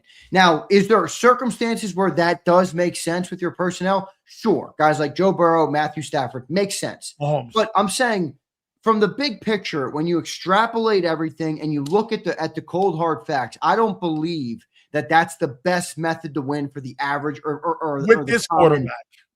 With the most NFL teams. No, it has nothing to do with the quarterback skill set. Because one, I believe it means you're playing. I'll get there. I'm going to address that. I believe it means you're playing from behind.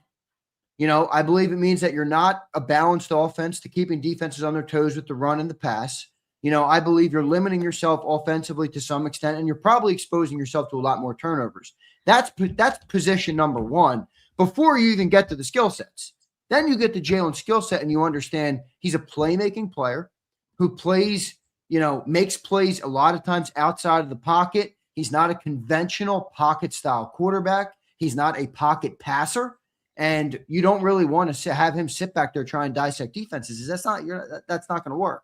So I don't think 35 times plus a game makes sense for anybody unless you're maybe the one or two guys in the league who are capable of doing that and not turning the ball over a shit ton. And then you add in Jalen Hurts. I don't think that's the right way to win. I mean, remember, the team still does have Saquon. They still do have a bunch of offensive linemen who are making a crap load of money. They're going to get rid of potentially their best receiver on the football team. Their tight ends are not blockers right now. Goddard has took a step back. So, I mean, you don't have really an offense to me that is going to benefit from throwing the ball 35, 40 times a game. I don't think so. So you add 4 new pass catchers and an offensive-minded guy from Sean McVay's offense, and you don't think they're going to increase the passing attempts 35, 40%. You think they're going to do it about 15%. Yeah. Do you think 35, 40%? Well, dude, that's a large increase, brother. Depending on but to your point, to what you just said, dude, if I throw 7 screens and 5 checkdowns, those are effective passes. Well, that's what I've been saying. And that's low turnover. I would be fine with them keeping the same number and just being more effective. Like, in other words, don't rely on those 25 to 30 attempts. Don't live so much on go balls. Don't live so much on the same routes. Give some more variation. Allow yourself to spread the ball around. Get the ball out quicker. Make life a little easier on Jalen Hurts. We all talk about Jalen Hurts every fucking day. It feels like the only way the guy can be successful is if he's threading the needle on some of the toughest throws you ever have to make. Meanwhile, you flip the TV on and you watch Tom Brady, and it's like 14 completions a game come from dumping it down to the flat. He's not even reading the defense. He's not even going through progressions. It's like, I think they got to make things a little easier for the quarterback. That will help him. The other thing I think here is, and this is basically just a feel thing, but I never felt like the Eagles offense was good at getting in rhythm. And this kind of goes to some of those early easy completions, but it never felt like I used to play sports, through high school. No, I wasn't this amazing sports player, but I played AAA hockey. I loved playing hockey.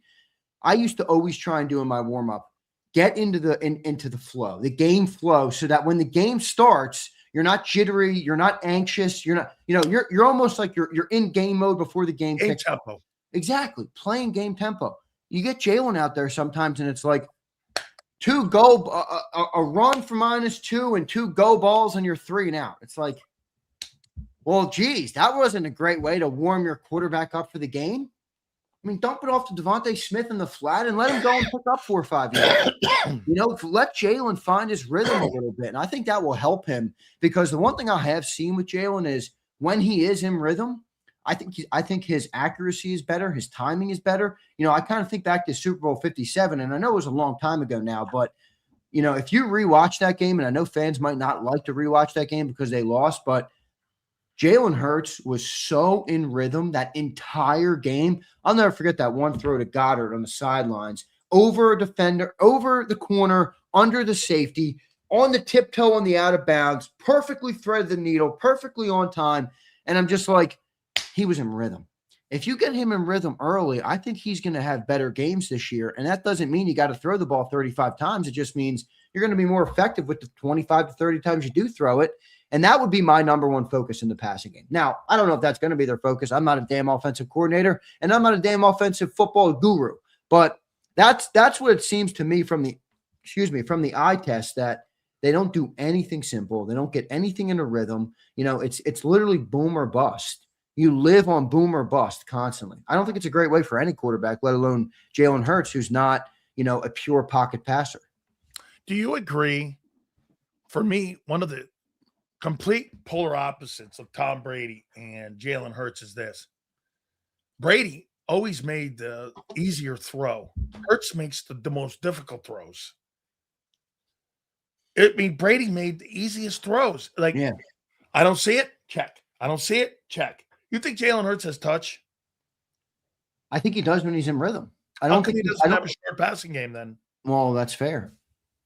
That's fair. I mean, I think part of that's baked in, because think about what the short passing game and the dump off really is. When you have a quarterback like Burrow or Stafford or Brady, it's like, hey, when I go through intermediate run game, right? I go through read 1, 2, and 3, or progression 1, 2, and 3. Nobody's open, or the defensive coverage is good. I have a split second to get rid of the ball. Let me go to my check down, try and make something out of nothing. With Jalen, and this is in a way, it's a credit to him because he's so athletically gifted. When that happened for him, he takes off, runs, and goes and picks up 12 yards. I mean, we've all watched it with our own eyes. How many times have all you Eagle fans watched Jalen Hurts when a play breaks down, and maybe you were upset at him for rolling right, but he did anyway, and he goes and squeaks around 12 yards on the outside and picks up a first down and moves the sticks? I think he's kind of relied on that, and it's muscle memory. It's habitual at this point, where when that play breaks down, I don't look to dump it off. I look to turn on the jets, get outside, find a lane, and go pick up some yards. Now, where I think that's changed is it's not happening quite the same anymore. You saw a lot of times last year. I don't recall even one time in 22 where Jalen Hurts slid behind the line of scrimmage. Last time, I think it happened 15. Last year, I think it happened 10, 15 times. So it's changing a little bit. And maybe those checkdowns are going to have to happen a little bit more. And maybe that's where I think Manning can coach that out of him. Hey, I'm not trying to turn you into somebody you're not. But you want to play the game, Jalen, until you're 30 and 35 years old? Dude, I'm telling you now, take what the defense gives you. You will thank yourself for it. When you get later in the games, when you get deeper in the games, you got guys in rhythm. You have safety valves that doesn't rely on you making every single play. I mean, if you think about the 22 offense, it's history, and in some ways, even all the way up through, the last year, is it all relies on Jalen. Like, if he doesn't complete the big throws and the running game doesn't get going, he's got to now run for the first down. It's like, dude, you're never getting a break. You're never letting the people around you, the tremendous talent around you, take some of the weight off your shoulders. 24, obviously, the weight was off the shoulders of Saquon, but can't expect to have that type of run game every single year. You just can't. So I'd love to see more of that short and intermediate stuff. I think it could really help Jalen Hurts' game. And it's not asking him to be somebody he's not. Okay. Do you think the reason that the Eagles in 5 years of him starting that haven't had an intermediate passing game is because he struggles at reading defenses? You just said it, dude. Progression reading, the final check down, is because no one's open. And you've got to go through your progressions. Tom Brady Doesn't see the Y open, doesn't see the Z. Gronk's not open, throws it to White, throws it to a guy in the slot, throws it to an underneath pass. That takes time and patience in the pocket. Something Hurts doesn't possess is patience in the pocket. It's part of his profile that has carried with him to this day. How do you instill that patience in the pocket to be able to have, dude, check downs and short passing and intermediate and sprint out? That takes patience. I know. You can't just all of a sudden go, he's going to turn into this patient pocket guy. Yeah, I The think one I thing think he that's doesn't do is possess that. yeah, I think that's a realistic challenge this year. You know, Okay. is when you have a guy, So that's where maybe the Eagles are challenging him. and again, Jalen's who we're talking about, but I think this applies for everybody. I mean, I'm sure it shows it applies to you in some way. You're a dude. You're not changing your ways at this way of your life, right? No. I don't want to leave the Dan cave. I'm not leaving the Dan cave. You can't tell me.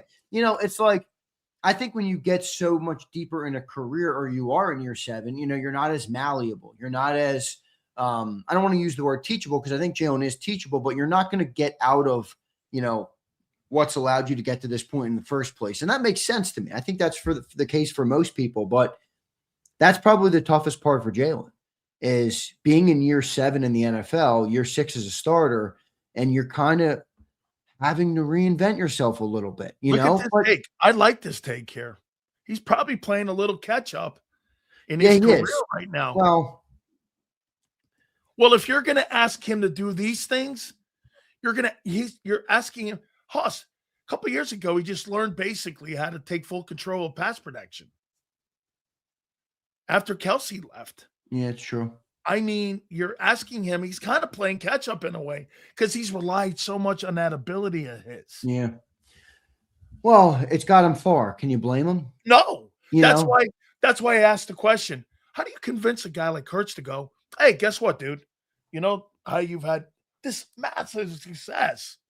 Massive. Dude, Massive. And then you go like this. Hey, I want you to try this. I don't know, man. It's a good point. I mean, let's just try and put He says, ourselves. I want you to do like Christian radio. Yeah, I don't think so. Right. I mean, let's just try and put ourselves in Jalen Hurts' shoes for a second. Ready, everybody?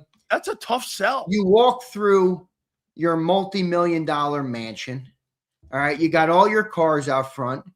In your trophy room, you have a Super Bowl ring.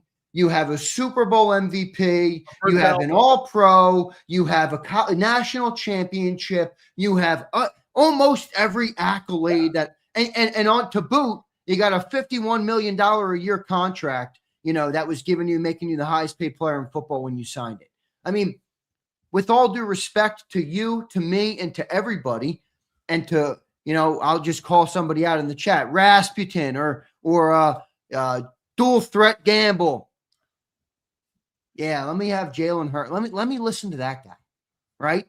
When I have when everything I've done to this point has gotten me all of this, you know, it's almost such a hard sell. If I were Jalen Hurts, I wouldn't even think about it. Zander, ask yourself this: why do you think Nick Saban struggled so much becoming a head coach in the NFL? Less control. Grown men. Grown men. Jalen Hurts is a grown-ass man. Yeah. Why in God's name, if players don't listen to Nick Saban, why would I listen to Sean Mannion? Well, that's where your original question today comes into play here. Is the only way that this will change is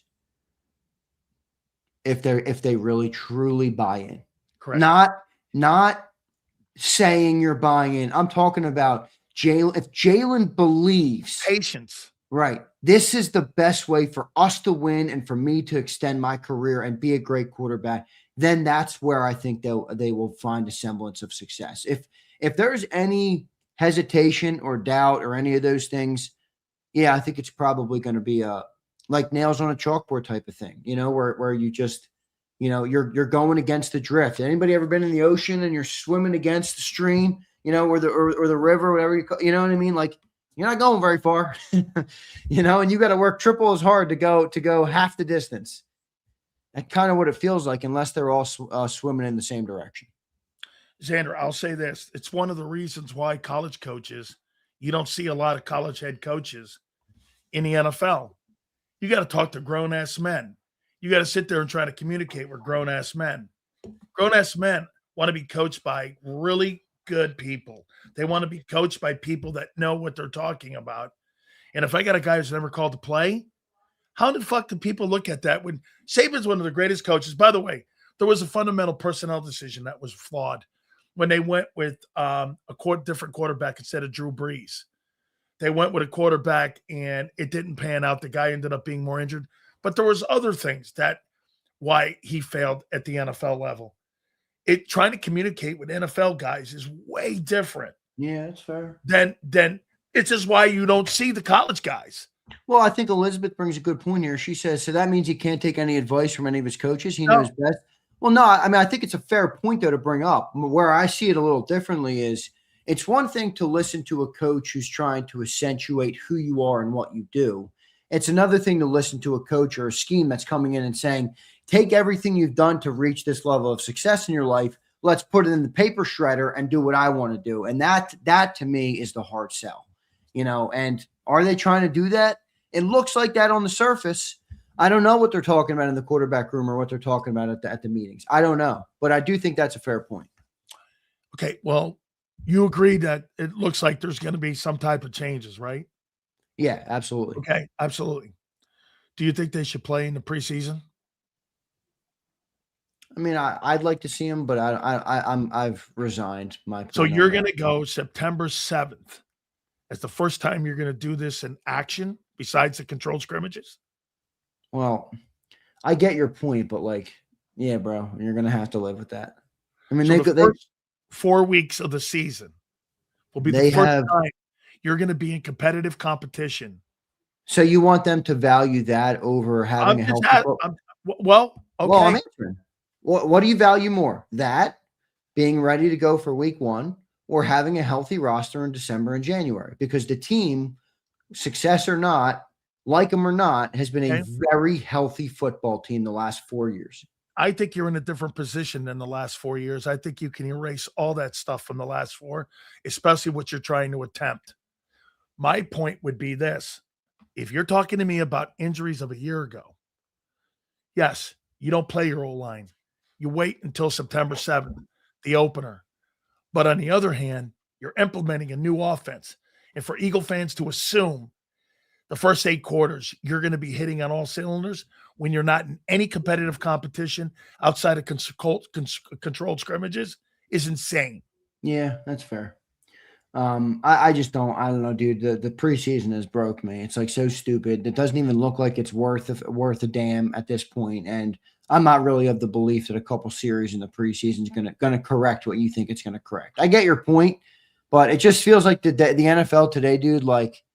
It's week 1. Yeah, but you're making that's where the learning takes place, Sills. You're making so much cosmetic. There's no cosmetic changes in LA. Dude, you one of the best things that you say that I now see used everywhere, by the way, and you're the first person I heard talk about this. Liars Month. Oh, it is. That's where it came from.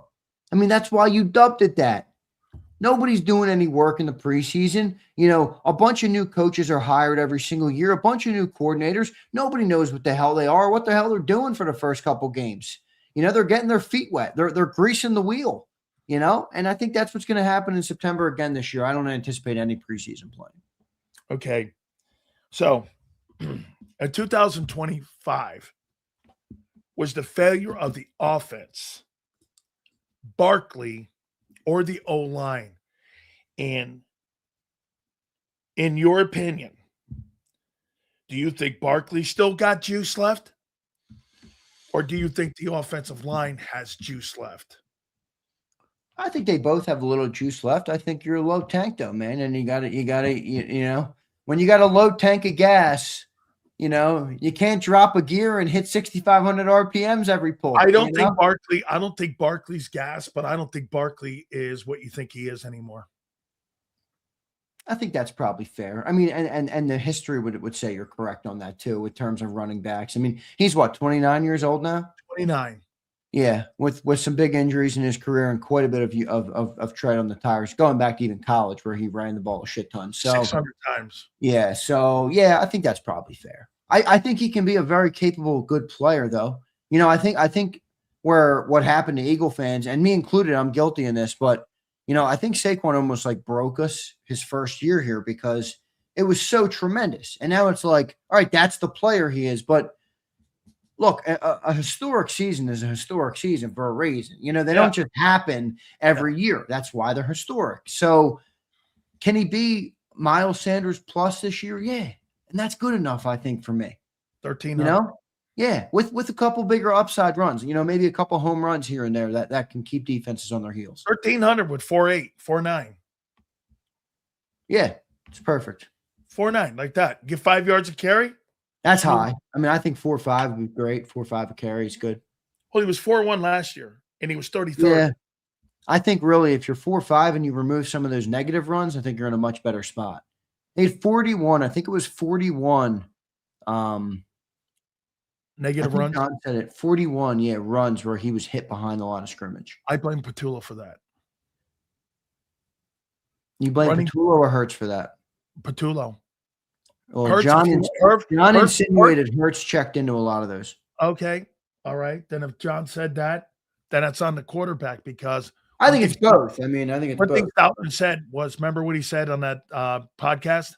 Running bad plays into bad schemes. But I don't think that was all about just. No, okay. Yeah. Jalen was checking into that. Then that's on Jalen a little bit. Yeah. Okay. I don't think it's all on Jalen. I'm just saying, like, there are times, like, and I think John does a nice job at explaining this, where he's like, when you hear on the telecast and the quarterback walks up and he goes, kill, or can, they got 2 plays. So he's getting to the other play. Not always is he going to make the right decision there, which is okay. You don't expect him to make the perfect decision every single time. But I don't know if it was KP or Jalen. I think it was probably a little bit of both of them, where KP maybe didn't set him up with the right 2 plays. And then Hurts is kind of pick your pile of shit. One pile of shit is 8 pounds on fire. The other pile of shit is 14 pounds and dry. I don't know. What do you want? Not good either way.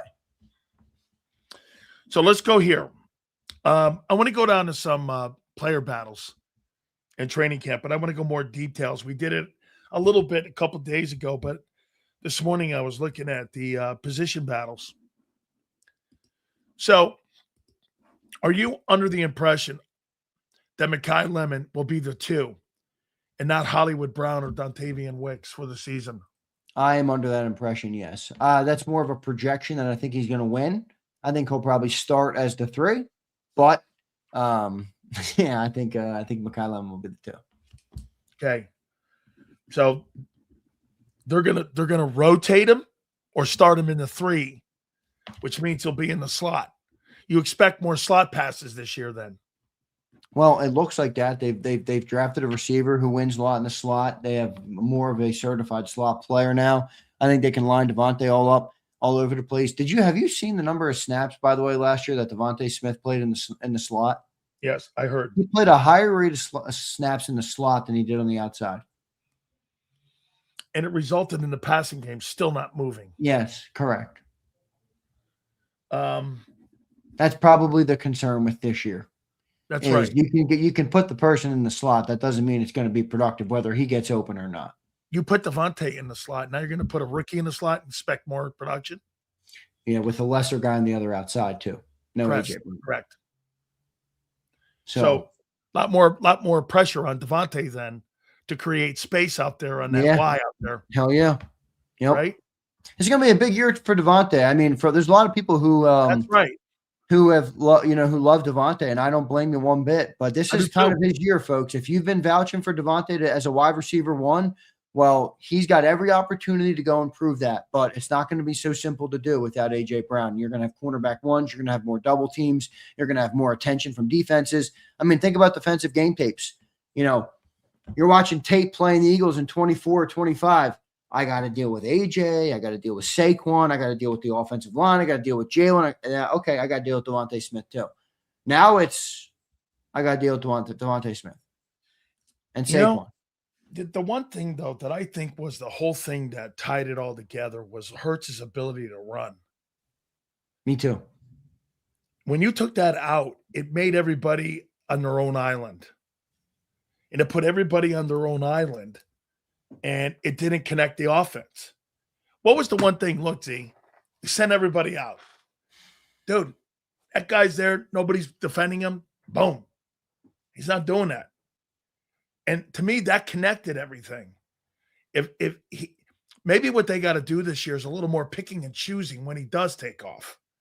Like more designs like that where he does, because if he doesn't run the ball for at least 500-600 yards this year, that offense is going to be in the same room with lesser guys in the perimeter than you were this year. Just because you have more bodies doesn't make it better. I mean, I don't know. All right. So we talked a little bit about it yesterday. The tight end position. Are they going to go double tight end set, you think, this year? I think in certain spots, yeah. I mean, I think they're going to have to. But, I mean, this is where I'm interested, on how they get Stowers on the field. Like, the guy's not a blocker at all. I wonder if they line him up, split him outside every once in a while. I really want – yeah, like, I wonder. Kyle Pitts, you can't line up on strong side. He'll get killed by ends. Just get killed. Dan Mullen said that when he was at Florida. Yeah, he did. You can't put that guy on the line of scrimmage. You got to put him off ball. He's got a pretty good skill set. If you look at his numbers with all those shitty quarterbacks down there, he's done a pretty decent job. I know some people wobbled on him a little bit, but dude, they ended up picking his contract up and giving him an extension. I think Kyle Pitts is pretty good. Now, if you know what he is, he's not going to be a blocker. He's going to be a guy that's going to try to beat you in space. I'm looking forward to seeing what Kevin Stefanski does with him. I think Kevin Stefanski is going to be able to utilize that kid. How are you utilizing both Goddard? Now, is Goddard and Stowers, is that how they're going to take some of the production and pick it up from AJ's loss? Potentially. I mean, that's in theory for sure, right? I mean, they have to make it up somewhere. It's going to be Smitty, Goddard, Lemon, and the rest of the bunch. I don't think it's one guy makes it up. I think everybody goes and gets 200 yards extra. 4 guys. Saquon's got to make it up. Devontae's got to make it up. Goddard's got to make it up, and Mekhi Lemon's got to make it up. Stowers, I think anything you get from him this year in the receiving game is icing on the cake. I think John's right about him. That to me looks like a future pick. So do you see more short passes this year? I'm hoping. I don't know. Okay. I'm hoping no. I think that would help. I think it would help Jalen. Slot, Mekhi, right? Stowers, tight end and seam. Wicks, seam. Hollywood, kind of burner, right? Kind of, yep. And really, if you think about it with Devontae, like you said, you and me, when I watched Devontae in college, man, the Eagles do nothing to that guy, what he did at Alabama.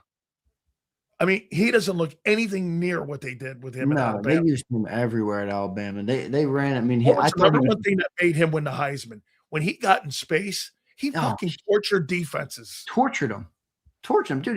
He had 250 yards in the first half of the national championship. Bro, Stingley and all them guys were playing in the secondary back in them days. You're not talking about just college here. I wonder if people remember how good Devontae Smith was, man. He had 250 yards and 3 touchdowns in the first half of a national championship game. He wasn't even supposed to be the star that year. I know. It was Waddle, and then Waddle went down. Okay. Smitty! Okay, so at Free and Strong, you really believe in Makuba, don't you, Andrew Makuba? I don't know that I've ever said that. I said, do you believe? Or okay, do you believe? I think he had a solid year one. I don't think he was tremendous. I think he had a solid year one, and I don't think any of his problems were actually coverage. I mean, I think his problems were can he stay on the field? He's 190 and he doesn't play like he's 190, and that's going to get you hurt in the NFL if you try and act like you're 220 trucking dudes, and dudes are just bigger and faster and stronger than you. So. I like Makuba though. Look, it's year one. I had somebody comment this morning. They're like, "No way, I'm giving Makuba a contract." I'm like, dude, he had 1 year and he played most of the year. I think it was a pretty solid rookie start for him as a late 2. I think he was one of the last picks of the second round. So it was a late 2. I thought he had a solid year 1. Unfortunate the way he got hurt with Sidney Brown collapsing into him like a goof. I'm okay with Makuba right now. I don't feel like Makuba is going to be a big issue, but it's still wait and see mode. It's not like I'm like, oh yeah, you're good at safety too. Yeah. You were 8th in pass defense last year. Pretty good. Last 2 years, you were 2nd and 8th. That's great. Right. Fucking And phenomenal. by the way, remember the defense was on the field a lot. Okay. That's fucking phenomenal. And they're even better this year. Do you think their secondary is better? Not in the middle of the field. Really? How come? Because who's playing on the other side of Makuba? Even if he is good. Yeah, but last year he had Makuba as what a happened. Okay, no, he didn't. He didn't play. What did he play? 6 games? He played the first 12 games. Oh, 12 games, did he? I thought he played lesser than that. I thought he played less than that. I mean, he got hurt later in the year, but he started the year. Okay. I'll get you the exact games. Yeah, I don't want to be wrong. I didn't realize he played 12. I don't want to get you. Wait, let me make sure. 11 games. 11 games? Yeah. 11 games last year. Okay. 6. Okay, so how do you think the safety position played last year? I thought they were mediocre, but I thought the secondary was good because they had obviously help Do you from think the Cooper. secondary was good, or do you think Q and Cooper were great? Well, I think that goes into it, right? If you have Cooper and Q, it allows you to be maybe a lesser at some other positions because they're such good players. It'll make up for some of the deficiencies. I mean, you just said it. They were the 8th ranked pass defense. That's pretty good. And I think they've added. I think Tariq Woolen is a big upgrade from Adoree. Okay, we'll see. I want to know why Seattle let him go if he's so good. I'm not saying he's so good. Is he better than Adoree? I'm not disputing you, dude. I said I want to see how good he is and why Seattle let him walk. Well, Seattle did. And Philadelphia proved to me with one thing too. If he's so good, why 1-year deal? Oh, geez, Sills, I think you're making it. I'm not mad at your take. I'm just saying it feels extremism to me. I mean, I don't think you need the guy to be. I don't think you need the guy to be absurd. He's the third corner on the team. It's not. You think a guy who was knocked off the world champion Seattle Seahawks and was given a 1-year deal by the Eagles is egregious of a take? No, I'm not saying it's an egregious take. Okay. I'm just saying sometimes different circumstances happen. Now, it's fair to point out he got his job taken by Josh Jobe, who went there and got a contract. Now, they also paid Devin Witherspoon. They also let Kenneth Walker walk. I mean, that was a team that they're in flux. He was benched by 2 coaches, by Carroll and the new guy. I know, but he is a talented player. He's more talented at this point in his career than Adoree Jackson was last year. Like I said, I don't think my take's egregious on the fact that the Seahawks let him walk, and there's a 1-year deal in the building for him. Prove it to me. That's fair. A 25-year-old signs a 1-year deal. It's a red flag. I didn't say he's not better than Adoree, but I think that why did Seattle let him go? Because they had a better player. Okay, I mean, all right, but in a way, I think you're complicating it more than I am. Is he better than Adoree? I'm actually simplifying. No. Is he better than Adoree? He's an well, yes. That's all I'm saying. I'm not saying the contract. I'm not saying there's an upgrade. Why did you give him more years? Because you extended. You gave money to Dontavian Wicks. How many years you want to give him, dude? We got Cooper and Quinion coming up. Wait, you think a guy is a good football player? Oh, Sileo. This is baloney. Shit. This is bullshit. This guy got fucking fired in the middle of a playoff divisional game because he was acting like an asshole on the field. They benched his ass. So you wanted them to give him a 3-year deal and then not be able to pay Cooper and Quinion? No, that was enough to knock him off the team? They paid Josh Jobe and Devin Witherspoon. Dude, how much money is Devin Witherspoon making? Hold on. No, you're right. So, again, we'll see. I mean, the defending world champions, if this he didn't even get his contract yet, Witherspoon. If this guy is so good, the Eagles never even gave him a good contract. Now, Witherspoon's about to get the bag, though. I love that kid coming out of Illinois. He's a freaking stud. Who do you like more, Gonzalez or him? Ooh, good question. I'd probably go Witherspoon. Me too. I love the way he hits. He played where? College ball? Illinois? Illinois. He played with Illinois. Sydney. Yeah, that's right. Sydney was in that. You know who he was? He was a Lovie Smith. I like guy. Gonzalez too. They're both great players. They're both really good players. Yeah. Yeah. I'll take Quinyon Mitchell over each of them. Oh, yes.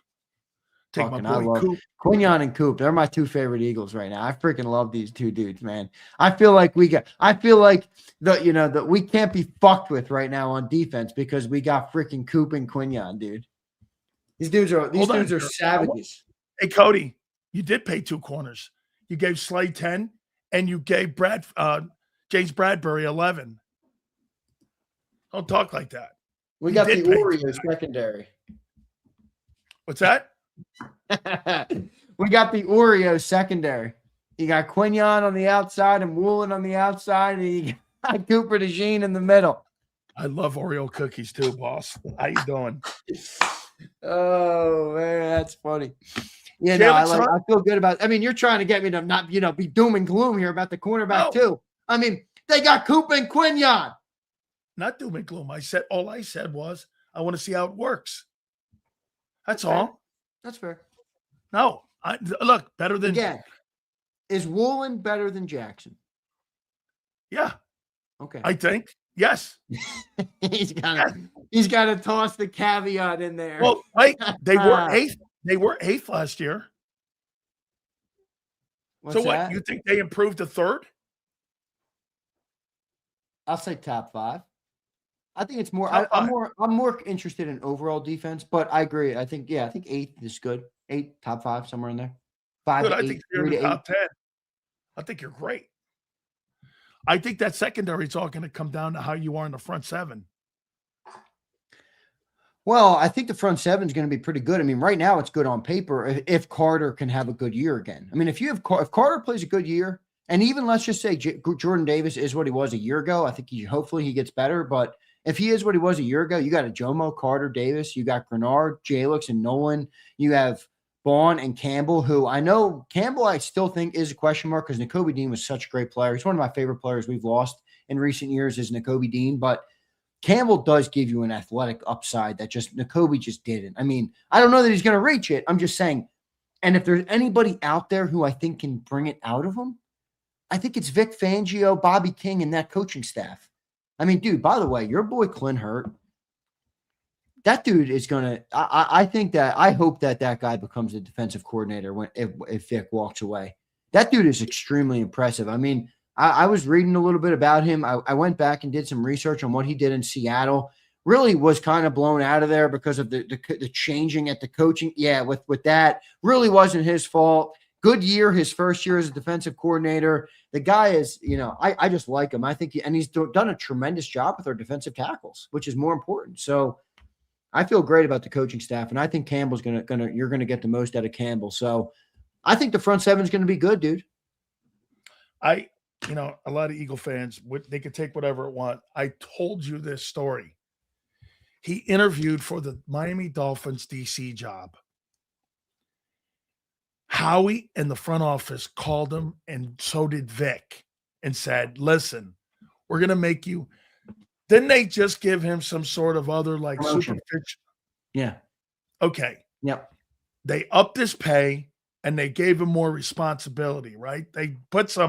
I was told they put some tags on him. Did they do that? I don't know. I mean, John told me they upped his thing, assistant head coach. But you know what that is to me? And I'll ask John about this. But to me, that is, hey, dude, you're going to be our DC. Yeah. Don't take don't leave.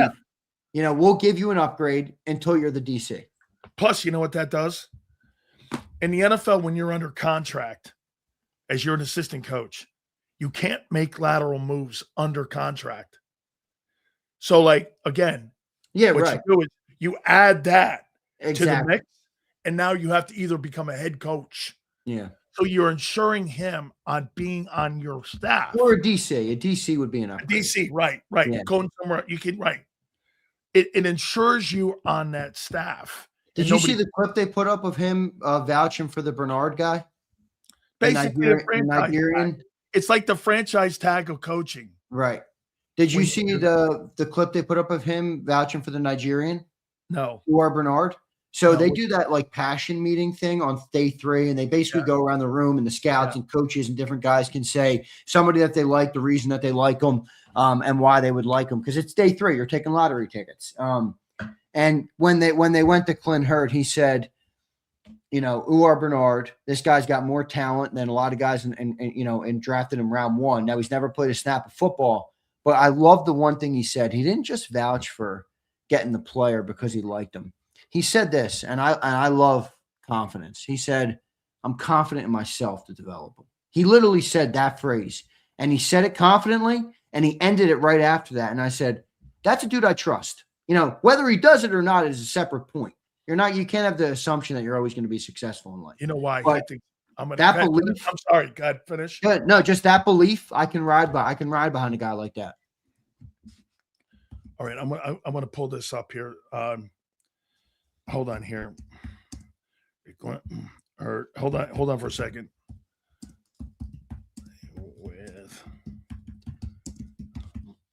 Okay, one thing here. Okay, so who do you think was instrumental in the development of Clint Hurt as a coach? It was Ed Orgeron. Oh, is that right? When Clint played at Miami, Ed O was the defensive coordinator and the defensive line coach at the University of Miami. What was the one transition and transformation that Ed Orgeron did with a player that nobody ever saw coming? Let me tell you the story here. And I talked to Clint and Ed O about this. So you've had Ed O on your program, for those who don't know. Numerous times. On this program. Correct. Warren Sapp got to the University of Miami as a tight end. He was the biggest flop as a recruit in the history of fucking coaching. He was terrible. Ed O went like this. "Hey, Sapp, stop fucking around over there. Get over here." Sapp goes, "I've never played D-line in my life. I had never in my entire life." Clint Hurt was there as a GA. Watch them take Warren Sapp, teach him a position that he never even knew how to put his hand down, turn him into an All-American and into a Hall of Fame player. That's why I believe he thinks he could take this kid, because he saw it in front of his eyes. Right. Dude, Sapp was failing. He was a tight end out of Apaka. He was fucking going nowhere. He was 15. Ed O took him over, put him down in a 3-point, and started a career. That's why he thinks he can do that too. Well, because he's seen it. Yeah. Maybe he can. Boy, could you imagine if the Eagles get another 7th-round pick? By the way, you brought this up the other day. Dude, how good of a pick is Moro Ojomo? He was a 7th rounder. Dude, Moro Ojomo's going to get $20 million plus. Now, Moro Ojomo was one of the better draft picks in recent years. Oh, God, yeah. 7th-round pick. Yeah. I mean, he's a cheap man's Jordan Mailata. I know. I mean, I think Mailata is like extreme, though. Like, if you get a 7th-round pick and they play a game, it's like, that's pretty good. This dude's like a good player, Moro Ojomo. Yeah. I like Ojomo. I like Ojomo because he's a smart-ass dude, too. I like smart football players. I think it gives you an advantage out there, dude. I really do. You think the Eagles are going to let him go? Who? Ojomo? Well, yeah, unless they trade Carter, which I don't think they're going to do. So, yeah. I just don't think you can pay them all, I mean, how are you going to pay Carter, Davis, and Ojomo?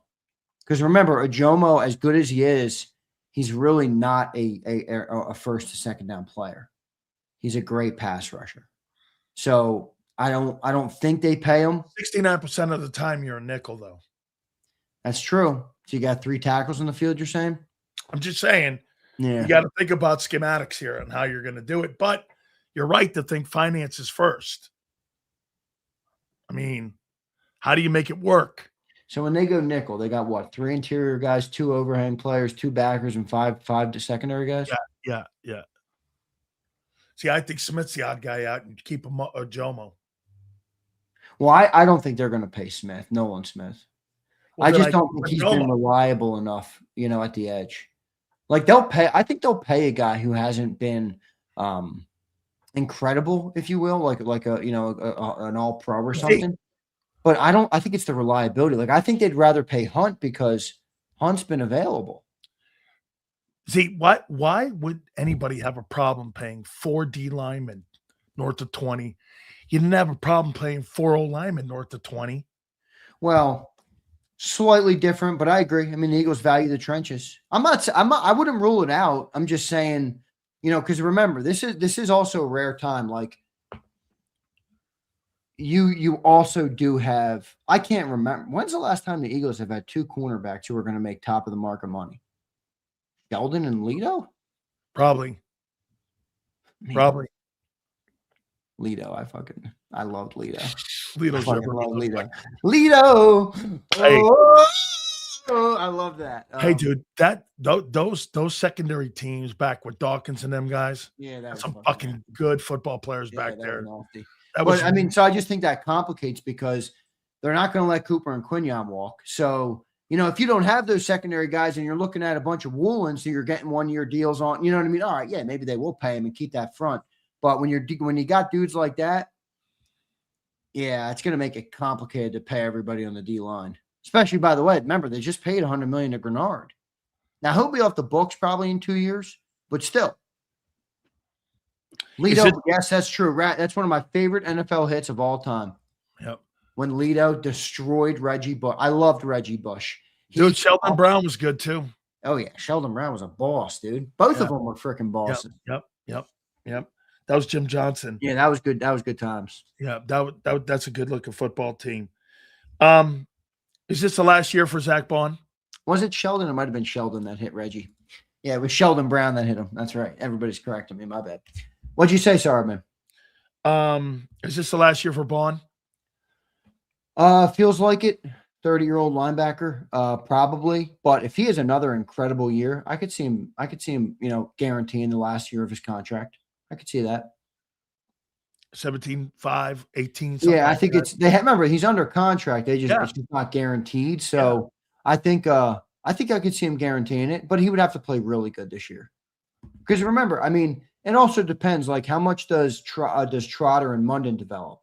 I mean, because I think people forget. Like, Trotter was solid early last year.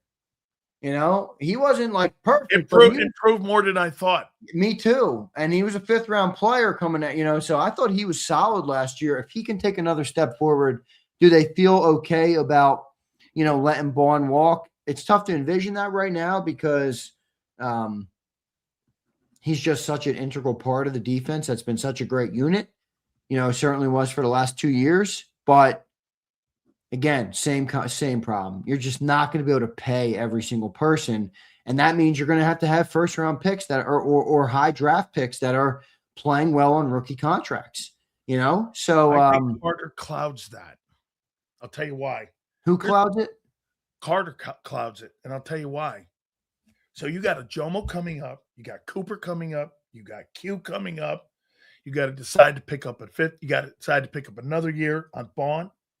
You got Smith and Hunt that you're going to have to make decisions on. And you're telling me they can't pay everybody. You can't sacrifice everybody either. It's a fine line. I'm building what do you think it's harder to build, an offense or a defense? I think it's harder to build an offense. Okay, skill set, because the quarterback has to be. It's hard to build an offensive line too. It is to find those guys. It's really hard. That's why I say the Hugh Douglas line is true. I think having a top-flight defense is a luxury if you have a great coordinator. That's why they allow Milton and Sweat and all these guys to walk. I think they make tougher decisions on that side because you're letting Sweat and Milton and it's not easy. Bro, watching good players leave. What's the number one thing Howie said this offseason? Hey, our idea is to keep good. You don't let good players go. Well, Howie, you contradict yourself. You have. And you're going to let another one go, AJ. You could build an all-pro defense with the dudes we lost. Bro, he said it, right? Our idea is to keep good players. Well, shit, you're losing more good players every year with that mentality that you put out there, Z. Can't pay everyone. Well, you're paying the few and sacrificing the many. Right. Is that the philosophy you think takes to win? Well, and to some extent, but what else I think is almost a catch-22 is we've talked about how good Howie's been drafting, and he has. I mean, he's on like a fucking 5-year generational run right now.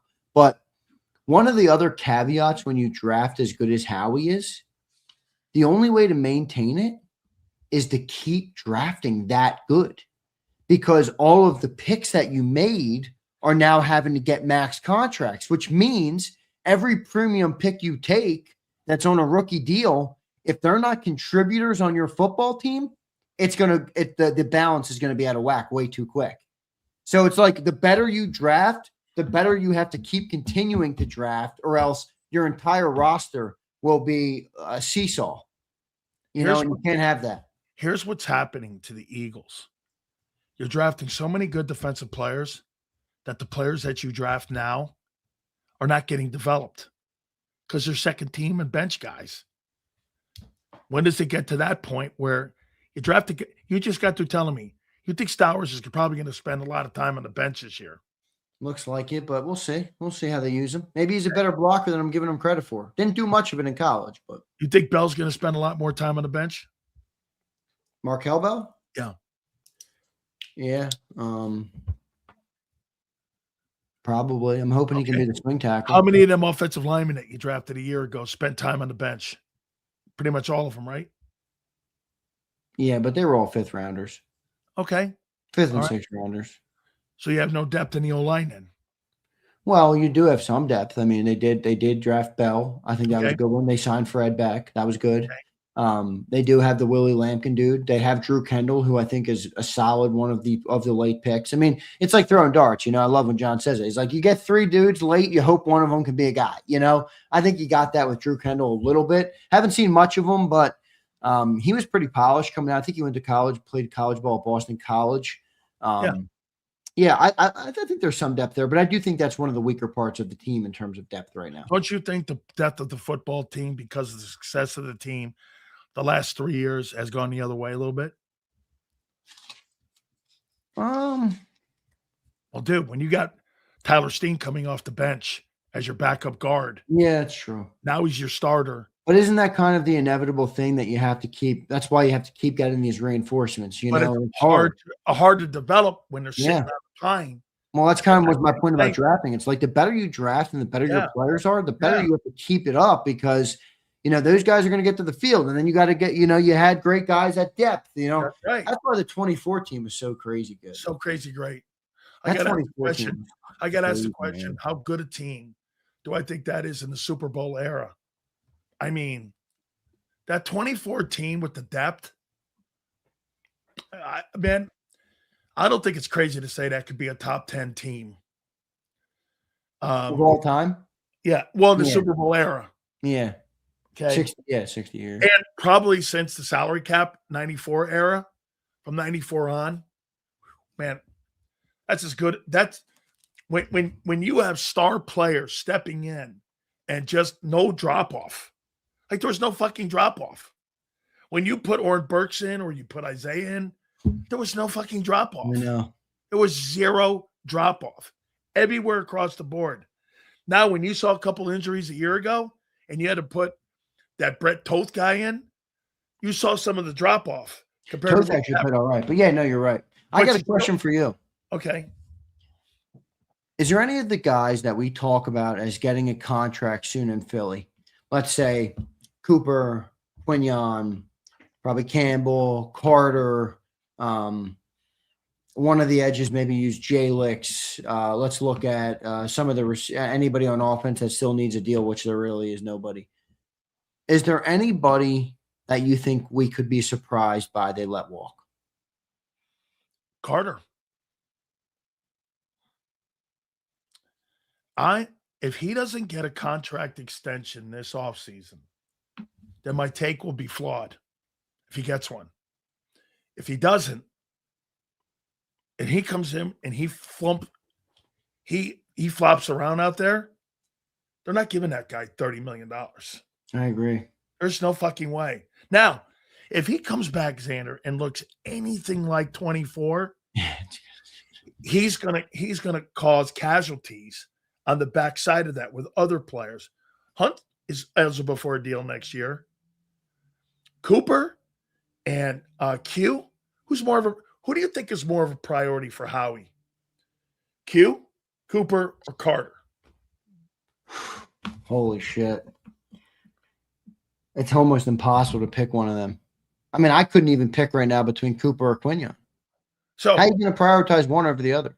That's why I think they want to get that Carter deal done now. And at like a $28, $29 million deal. But get this, the 5th-year option is $28.75. So you kind of caught a little bit in between 28 and 32. Yeah, that was a big contract for Carter this year. Yeah, but that helps. That helps the Eagles on that 5th-year option.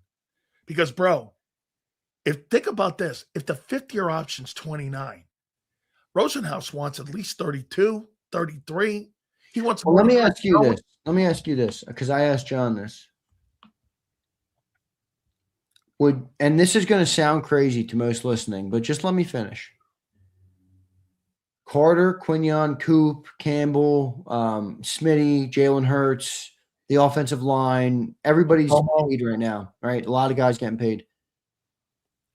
Would you rather pay Jalen Carter $30 million, let's say 32 for the sake of the exercise, $32 million, and let Ajomo walk and go that way and keep Carter, Davis as your tackles and rotate a late draft pick in or a draft pick?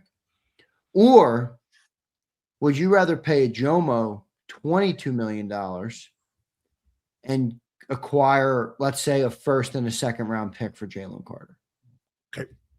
Let me add this into this, what you're doing here. Do you think the philosophy of what the Giants did with John Harbaugh by letting Dexter Lawrence go at 28, 29 years of age, okay, instead of paying him to 31, letting him go to Cincinnati, acquiring another pick and more draft picks to improve the roster? Now, there's more holes on New York Giants than there are on the Eagles. All that being said, I think the Giant defense has a chance to be pretty good. I want to know how they're going to replace Lawrence's loss, though, in the middle. That's going to be quite a loss in the middle of that defense.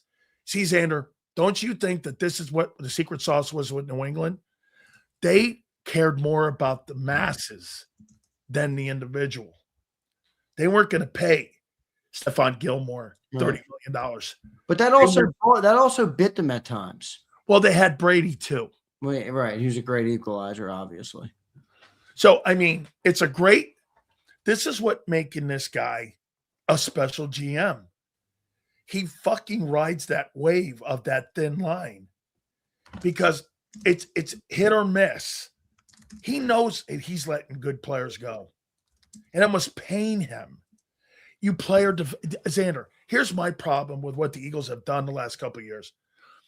Do you know, you just said it, how hard is it to find a guy like Milton Williams in the 3rd round or Josh Sweat in the 4th round and develop those guys into getting massive state-of-the-art contracts with someone else?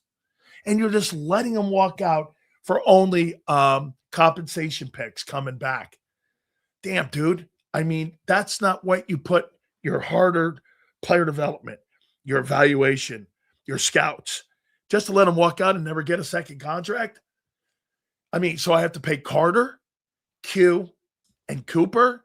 There's 8 other guys. What do you think Ajomo is going to get? I think Ajomo will get north of 20.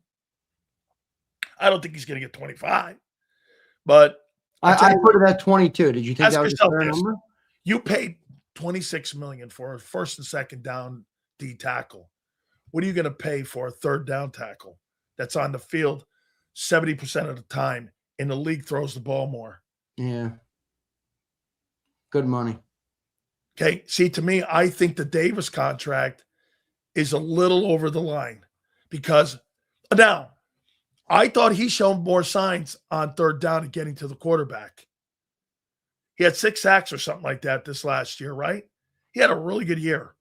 He's a good player, dude. He's a good player. I feel confident in paying him more than I do Carter right now. You know I do think the emergence of Ajomo as a 7th-round pick has definitely changed the Eagles' thought process, at the very least on Carter. It doesn't mean it means they're going to do something different, but I'm saying I think it means that they've at least thought about everything with Carter more so than they would if they didn't have him. Okay. Not having Jalen Carter in there, and you get a first and a second rounder for him, or you put him in a deal to get somebody that's out there that you may want, somebody you like that's out there, and you got Carter out there. In your opinion, again, of all those guys that's expendable, Zander, Q, Cooper, or Carter, I mean, who's the most expendable? Q, Cooper, Carter. Dude, there isn't one. You just got through telling me too, right? Can't pay everyone. I know. I think you got to pay those 3. Okay. I think it's. So Ajomo, Fuck. Ajomo, and Hunt, because Hunt's eligible next year too. You let Hunt walk? What if he has a breakout year? He had a breakout year for a second. I think they're going to pay Hunt. What? I think they're going to pay Hunt. Okay, so they're going to pay Hunt, Carter, Coop, DeJean. Oh my gosh. Yo, next offseason is going to be crazy. That's why I think the question mark will be this. Zander, don't you really agree? They don't get Carter's deal done this offseason. You're going to roll that over to next year with all those decisions to be made? Whew. You're talking about that's a lot of contract. You're talking about spending $200 million on one side of the ball next year. I know. You can't do it. I'm not saying you can do it. I'm just. But already $200 million on the other side. Well, this is why I think even like I brought it up a little bit ago, and I'm like, A.J. Brown would be gone even if there was no drama. I firmly believe that. But you're still going to have yes, but you're still going to have cap ramifications because of his dead cap hits the next 2 years, even if he's on the team or not. Just saying, dude. I mean, yeah, you're bringing up good points. I'm not mad at your points. I just think it's a complicated thing to think about. I mean, you. Carter, Cooper, Quinion, that's like the hardest question in the world. You think Howie's going over that right now? Yeah. Fuck shit. Yeah, he is. Yeah. And to be frank, there's only one right answer to that right now based off of – let's go wait. Let's not go off of projection. Let's go off of what we've seen. I'm not getting rid of Cooper and fucking Q. Me neither. That's why I said there's only one right answer. It's Carter. Yeah, that ain't happening. Now, Carter turns into a better player than Quinnen Williams. And all of a sudden, we're watching a guy that's destroying defenses. He complicates it even more. And Rosenhaus is going to hold him hostage. You think Rosenhaus is going to go for like what? A nickel over what Chris Jones makes? He's going to make those guys eat it, man, like he did on the Jalen Carter deal. I mean, bro. Howie's really in a spot here. Okay, so like, especially if Jalix Hunt ends up being, you think Jalix Hunt's a better player than Nolan Smith right now? Do you think the Eagles think that? I think it's a push, but I think Hunt's better pass rush. I think Nolan's better player. Okay. But Jalix has been available more. That's got to come into it too. And what else comes into it? Contract. He's a third rounder. Probably get Jalix a little cheaper, but no 5th-year option. Okay, well, then Howie's got to look at it like this. If you don't sign that guy to a 3-year contract, that 30th pick is not so good. And getting a 3rd-round pick back if he gets picked up by somebody is a failure pick for Howie. That's a bad look, dude. But you know how some of these organizations, and I do this too. Don't you agree, Zander, that Jalix Hunt turns out to be a star player and Smith doesn't? Doesn't that cover that pick? To some extent. I mean, you can't cover a pick fully, but yeah, I mean, you're throwing darts. Well, do you think that the Kirk Cousins 5th round pick in Washington covered the RG3 mistake that they made by Well, trading. that's a tough comp, but here's a better one. Does Jordan Mailata cover the first-round pick of Andre Dillard? Oh, absolutely. 10,000. Right. Yeah, right. Doesn't mean the first-round pick was good, but it covered your tracks. No question about it. No question about it. All right. One other thing here. Two more here for you. Why are you so convinced that the offensive line is going to bounce back to, let's do this. Do you agree with this take? I say this about a player in the team.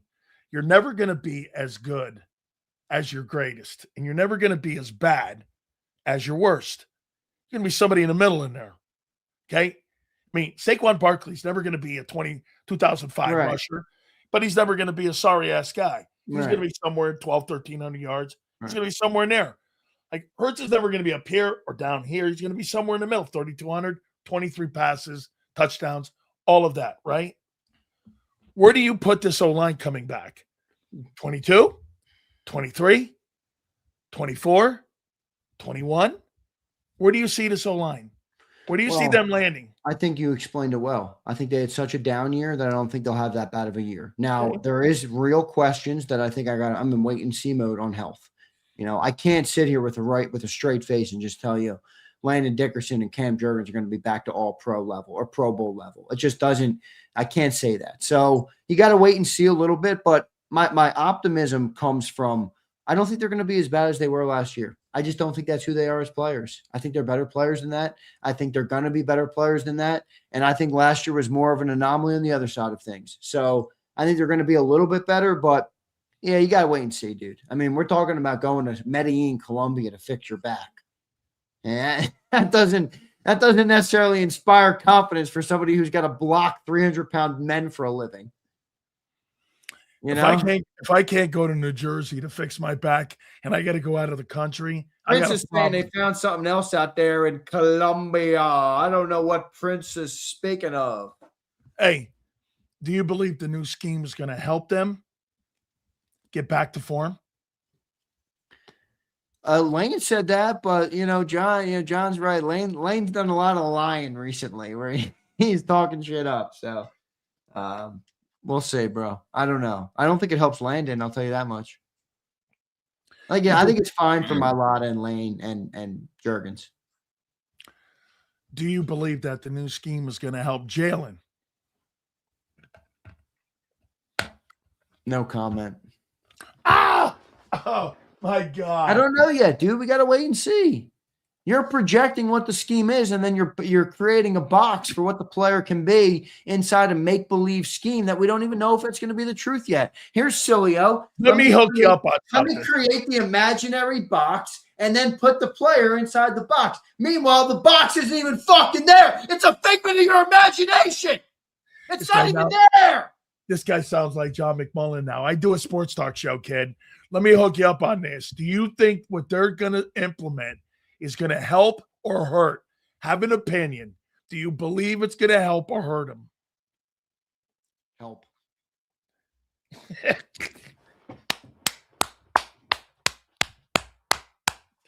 That's my boy. May 7th. You think it's going to help him? Don't let Silver box you in, Eagles fans. He can call me every name he wants. All right. So what do you make of this comment here by Jeff McClain? He said this will be the very first time that an offensive coordinator in the Nick Sirianni era will have complete autonomy. I heard McClain say that. And calling out plays. What do you make of that? Look good. It's good. Good? You know. Why is it good? Well, you're the one. If I was a listener of the National Football Show every day, I would think that Nick Sirianni is the dumbest dude to ever grace planet Earth. He doesn't even deserve to carry a cup of coffee in the NFL, apparently. So good. Take it out of his hands, right? That's what all the people in here, that's what all the fucking idiots in this chat think. You know, that this guy's an idiot and can't wipe his own ass. So, yeah, it's a good thing, right? Take it out of Nick's hands. Meanwhile, when it was in Nick's hands, we got 2 Super Bowl appearances and one to boot.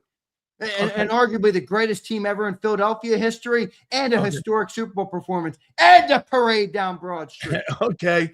Hey, so in the last 4 years, you've had 2 phenomenal, successful seasons and 2 fucking nuclear Chernobyl meltdowns under his reign. The tail of Nick, baby. Why is it? What does that mean? What is it? So what is it? Why? No, you're missing it. What? We've had 5 seasons. Bad, good. Bad, good. Oh. Bad. What's next, Sills? What's next, brother? This is the first time that you're going back to back with play callers that aren't experienced. All right, we'll see. No. I agree. I don't know.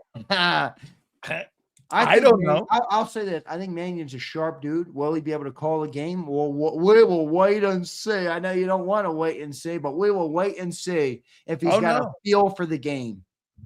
Hey, okay. So Jalen Hurts, Sean Mannion. Look at all these people. Sirianni's a barnacle. You're a fucking barnacle on this show. How about that? How about that? You're a barnacle. Oh, my God. You have great confidence, don't you, in Sean Mannion? I'm not saying that. I just think he's a smart. I think to me, he checks some of the boxes that you like to see. But you have never seen anything. So what am I supposed to tell you? The guy's got a history of, calling great freaking offenses. No, he doesn't. But I think he's a sharp offensive mind, and you got to start somewhere. I think the bigger question on Mannion is less about him and more about is the organization's philosophy going to align with having a first-year coach that inevitably will need some time to learn and grow and evolve and improve? And they haven't had that type of patience, and I understand why. So, let's see. Last year, you had a guy who couldn't call a flag football team. And now here we go again with a guy who's never called a play. And he's going to put an offense in there. And, hey, I'm with you, man. I'll tell you what. He might be the next Sean McVay. He might be the next John Gruden. Yes, sir. I'm with you. So on May 7th, we're hoping that he turns out to be the next Sean McVay, right? No, I'm hoping he turns out to be the next Shane Steichen in Philly. The next Shane Steichen, which means Hurts going to run more. No, it just means he's going to have more success. Okay, yeah. All right. I mean, Z, let's read some of these supers here. I got to tell you, bro. I can't. I can't wait. Well, you got a lot of money coming up too. You got to pay people. I'm aware. What are they going to do? Now, wait a minute. Now, you are losing Lane and AJ. Yeah, it's 50 mil. Yeah. It's nearly 60 mil. Yeah. And if you kick Bond's ass out of the room, that's 70. You notice how this guy just has an ability to just say things to stoke the fire. He could be saying the sky is blue, and he knows how to get a reaction about it. Can I tell you one before we read these? So our friend Mike Cardano's driving down to South Carolina. His kid's graduating, right? He's driving. He's calling me on the phone with his wife in the car. They're going to go down to graduation. He went just like this.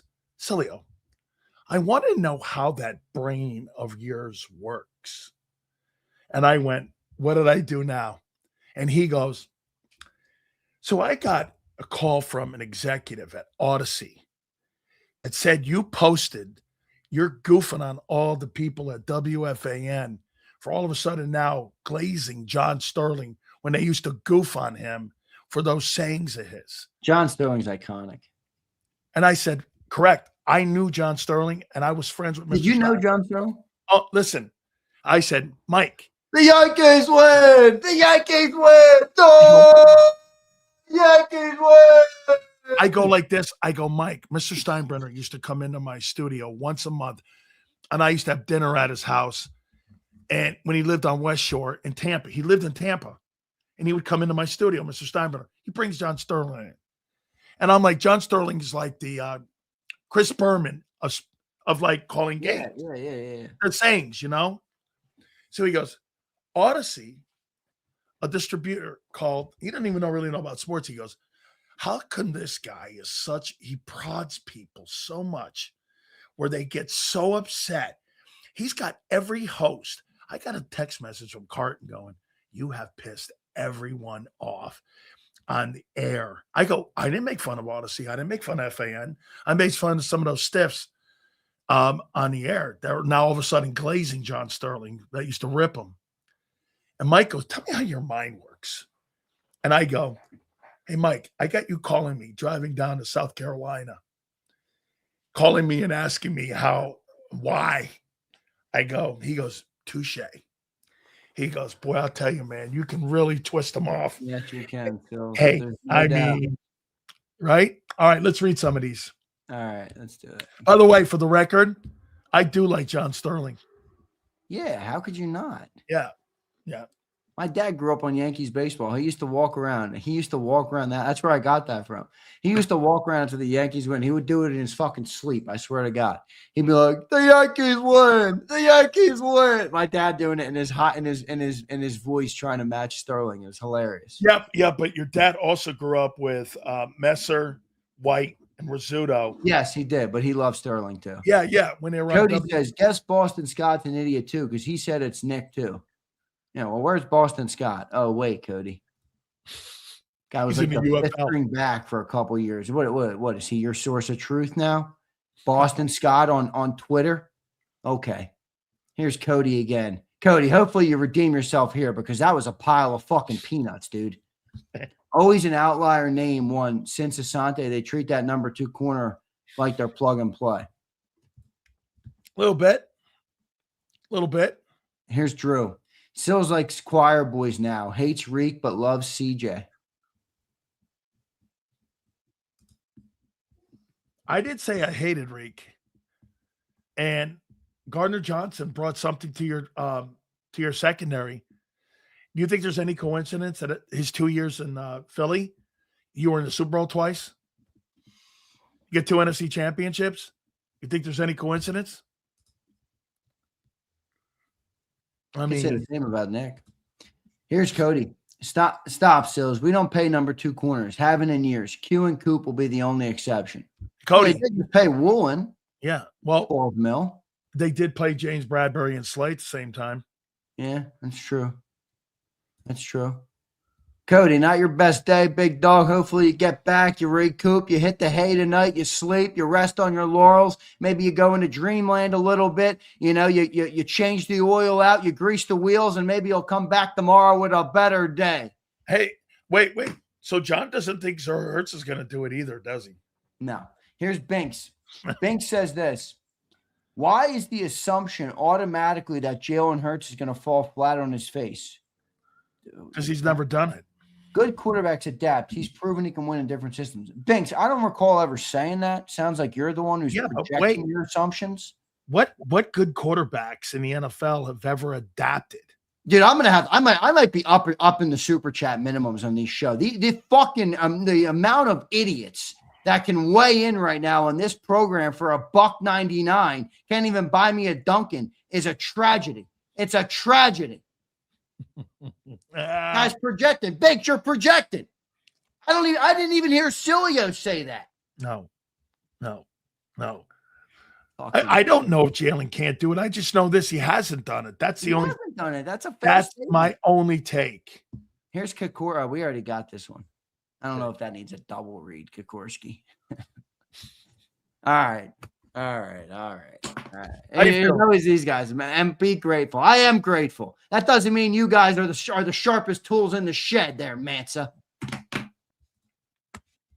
You got Barnacle Bob. You got Peter Prince. I mean, this is Sue. You're the only one left. Holy shit. Silio's got me on here an hour, 40 minutes. The longer he keeps me on here, the more delusional I get. How's that? How did him contact? You guys know what he's doing, right? He's resting the voice. No, I'm ready to roll. He's got a little scratch. He's got a mosquito in the throat. Oh, yeah. Get this, too. Mom, my throat hurts, Mom. I'm a talk show host. My throat hurts. Let's I say need Hurts. off, Mom. Please. Let's say Hurts. Please. I've never asked for a day Can we off. end the show? Fuck. I can't speak another word. I've asked for that, but I've never said. Hey, folks, get this. Hang on for a second. Oh man, I don't take days off. I know you don't. Let's say Hurts. I got to you. Let's say Hurts has great. I think Barkley going to be the next guy. They're going to look for a Josh Jacobs type back. Hey, do you think Jamar Gibbs could come into this offense with that O-line? You think he'd get 1,400 yards? Probably. I think Jahmyr Gibbs could get 1,400 yards with no O-line. That dude's so freaking good. Okay. But, yeah, I like him. So Barkley's toast then. Wait, let me read Kyle's chat. He says, let's say Hurts has a great back. Yeah, I could see that. Josh Jacobs has had a better career than Barkley. Individually. I could see that. I could see that more style, that different style. Josh Jacobs like a bruiser type of back. Bro, he's a good back, dude. He's a good back. Yeah, he was a 3-star recruit, dude. He was never supposed to play at Bama.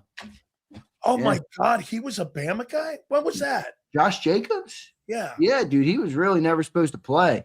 He was behind Najee Harris. He was behind a bunch of – who were all the backs at the time that were there that were coming out? I think he was the year before Gibbs transferred there. Yeah, he was a 3-star recruit, though. See, these guys here, they don't get it because here, let me show you real quick before you go. Let me look at this. So you tell me, Josh Jacobs has had 4 years in 7 of going over 1,000, 1,150, 1,165, led the NFL in rushing, 1,653, 1,329 and 24. Last year, he missed 2 games. He had 929. He's got 74 touchdowns, and he's got more rushing yards right now than Saquon in 7 years. Saquon's a little older. And, I mean, Josh Jacobs has had it. Here, figure this out. He's averaged 1,000 yards, 1,200 yards in 17 games. Josh Jacobs averages 1,263 and 12 touchdowns a year. That's pretty fucking good, dude. Yeah, it is. Yeah, it is. Okay. All right, my friend. That was a good little test. Good little voice resting. No, we don't take seconds. Who do you think I am, Harry? I don't come on 2 minutes before the show starts and go. No, I would never call you that. That's a little. Right. That's a little. Hey, bro. It's funny. I think it's delivery with John McMullen. John says the same shit, and I don't know. Maybe it's just different. So everybody really wants us to talk about this. Oh man, it just keeps coming out for her. Huh? All right, last one. Do I want to get into it? Do I really want to open this can of worms as I'm about to leave the show? Do you care? No, I don't care. How about this? That's a great question. 7 months pregnant though, and she's on a boat. Hold on. Now that's a different conversation. That story's getting a little out of whack. Okay, now wait a minute. You tell me. Does it matter to the 2026 Patriot season? No. I'm talking strictly personal here. I mean, this is okay. I mean, the only thing it could affect is if it impacts Mike so much personally that he's impacted professionally. I'm sure we've all had a moment in our life where something goes wrong at home or a big event happens, or maybe there's a death in the family or whatever the case might be where you're rocked emotionally. And maybe that takes away from how effective you are professionally. I think that's fair, but I don't think the Patriots are going to fire him. I don't think that's happening. Ask yourself this then. Do you want your players to have to answer those questions when they go on the road with opposing media? Don't worry about that, dude. This is not the league of quiet. I mean, come on, dude. I don't know. Is anybody asking, all the players that have been in lawsuits or in situations with the police or anything? I mean, come on. There's a lot of this happening in the league. I mean, if you got a standard, hold the standard. I will say this, though. I got the number that Mikey Vrabel is the father I'm north of 70% right now. I Dude, mean, 3 you're hours, on 3 the hours on a boat, boat with a pregnant chick. 7 months pregnant. 3. She's about to pop. 7 months pregnant. No, There's she no was 3 dude hours. out there. You're There not was out 3 there with a hours on the 7-month boat. pregnant woman. No, they were 3 That's not hours you, on baby. 3 hours on the boat together. I know, when she was 7 months pregnant. That's crazy, brother. That is I threw my old lady crazy. overboard. That is ended up nuts. crazy. Big Z, appreciate you, bro. All right, man. Got you. Sorry for taking you to the woodshed today, but you'll bounce back tomorrow. Okay. May 7th will be very good. We'll remember this. All right, my friends, do me a favor. Check out my great friends at Morgan & Morgan, the #1 injury law firm in all of America for a reason. That is because they win. I'll tell you about the family in Pennsylvania. They were offered initially $650K. They got nearly $30 million in settlement. Or the family in Florida that was offered $350,000. They ended up getting nearly $12 million in settlement. Go to forthepeople.com/big sales or pound love 529. That's forthepeople.com/big sales or pound love 529. And do me a favor, you tell them Big Sales sent you. There's a reason Detective Johnson is the gossip king. Oh, did you hear? Jackie and Tom are getting a divorce. Sad. Well, I heard that Ashley Had work done on her face? Yeah, oof. Just like there's a reason Morgan & Morgan is America's largest injury law firm. Injured? With over $25 billion recovered for our clients, there's a reason to go big. Bathroom? Okay. Morgan & Morgan, America's largest injury law firm. Oh, okay. Ignite your nights with free live entertainment daily, only at Live Casino and Hotel Philadelphia's Center Bar. 7 days a week, enjoy some of the region's top party bands, performers, and DJs as they take the stage in the heart of the casino action. Great cocktails, live music, and lively moments. It's all happening at Center Bar at Live Casino and Hotel Philadelphia. Visit livecasinophilly.com for more details and the complete list of upcoming events. Must be 21 or older. Gambling problem? Call 1-800-GAMBLER. This is Eric. When he got injured in a car accident, he called Morgan & Morgan. He not only gets a lawyer, he gets trial lawyers like Sam and Jessica who are in it to win it. He gets his own investigators with briefcases, leather ones. And if you ever have questions, our customer service folks keep things rolling. Injured? We're your army. Morgan & Morgan, America's largest injury law firm. Welcome to the Jet Setters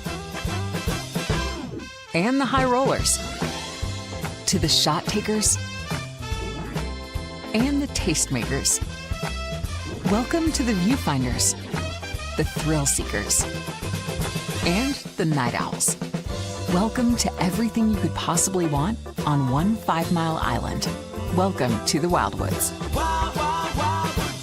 Book your stay today. In our hometown, we all look out for each other. We go the extra mile to lend a helping hand. Thank you. We step up to keep our communities going strong. And at Independence Blue Cross, we're here to keep you going strong.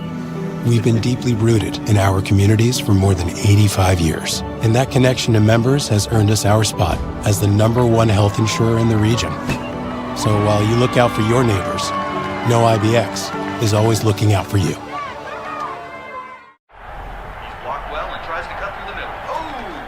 Your gut says Miami is going to win, and you should take the over.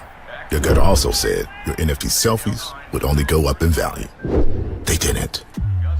But your head is on Sports Grid and knows the QB is in concussion protocol. The backup has a 45 QBR against the zone coverage. The New York D has the most sacks in the league. So yeah, trust your head. It's smarter to be on Sports Grid. EAGLES. Eagles.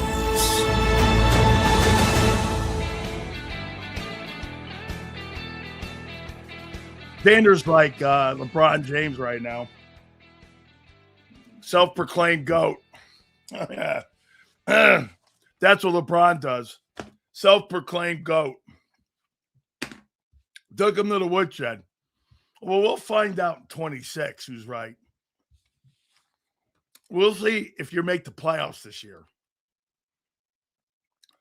What you've done so far, I don't see it. Mekhi Lemon is not a game-changing guy. That's going to cover for A.J. Brown's loss.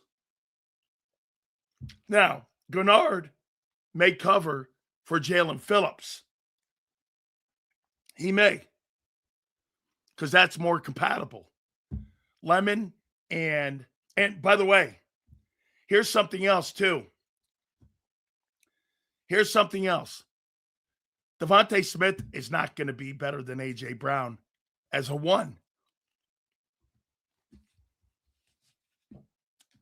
I mean, to assume that, again, is another assumption that he can and that he's ready. How about this? Do you believe that Devontae Smith is as good as JSN?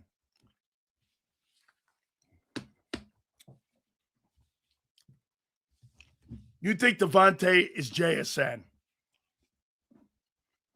Do you? I'm sure you do. JSN has a passing quarterback.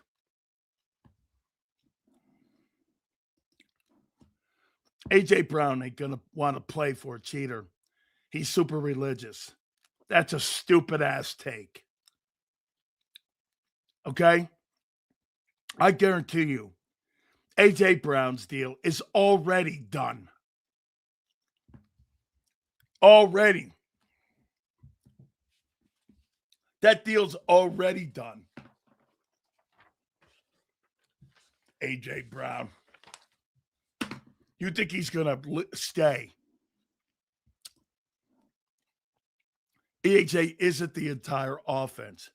You could say Hurts, don't throw to him. Then AJ doesn't really matter. What a stupid take. Sills, just text us, bro. I can't understand you. Open your eyes. Open your ears. Let's see here. Smitty, route runner, isn't taken advantage of. By who? The quarterback or the coordinator? Who?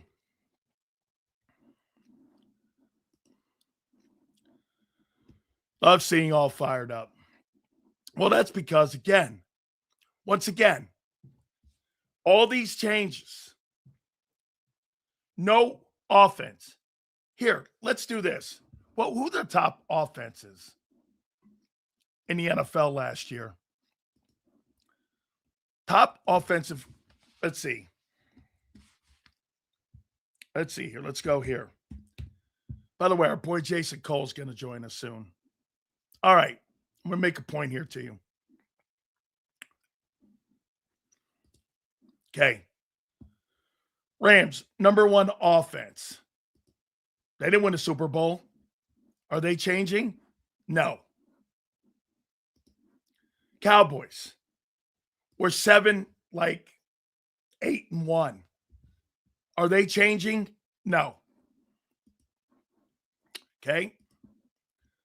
Are the Patriots changing? No. Are the Bills changing? No.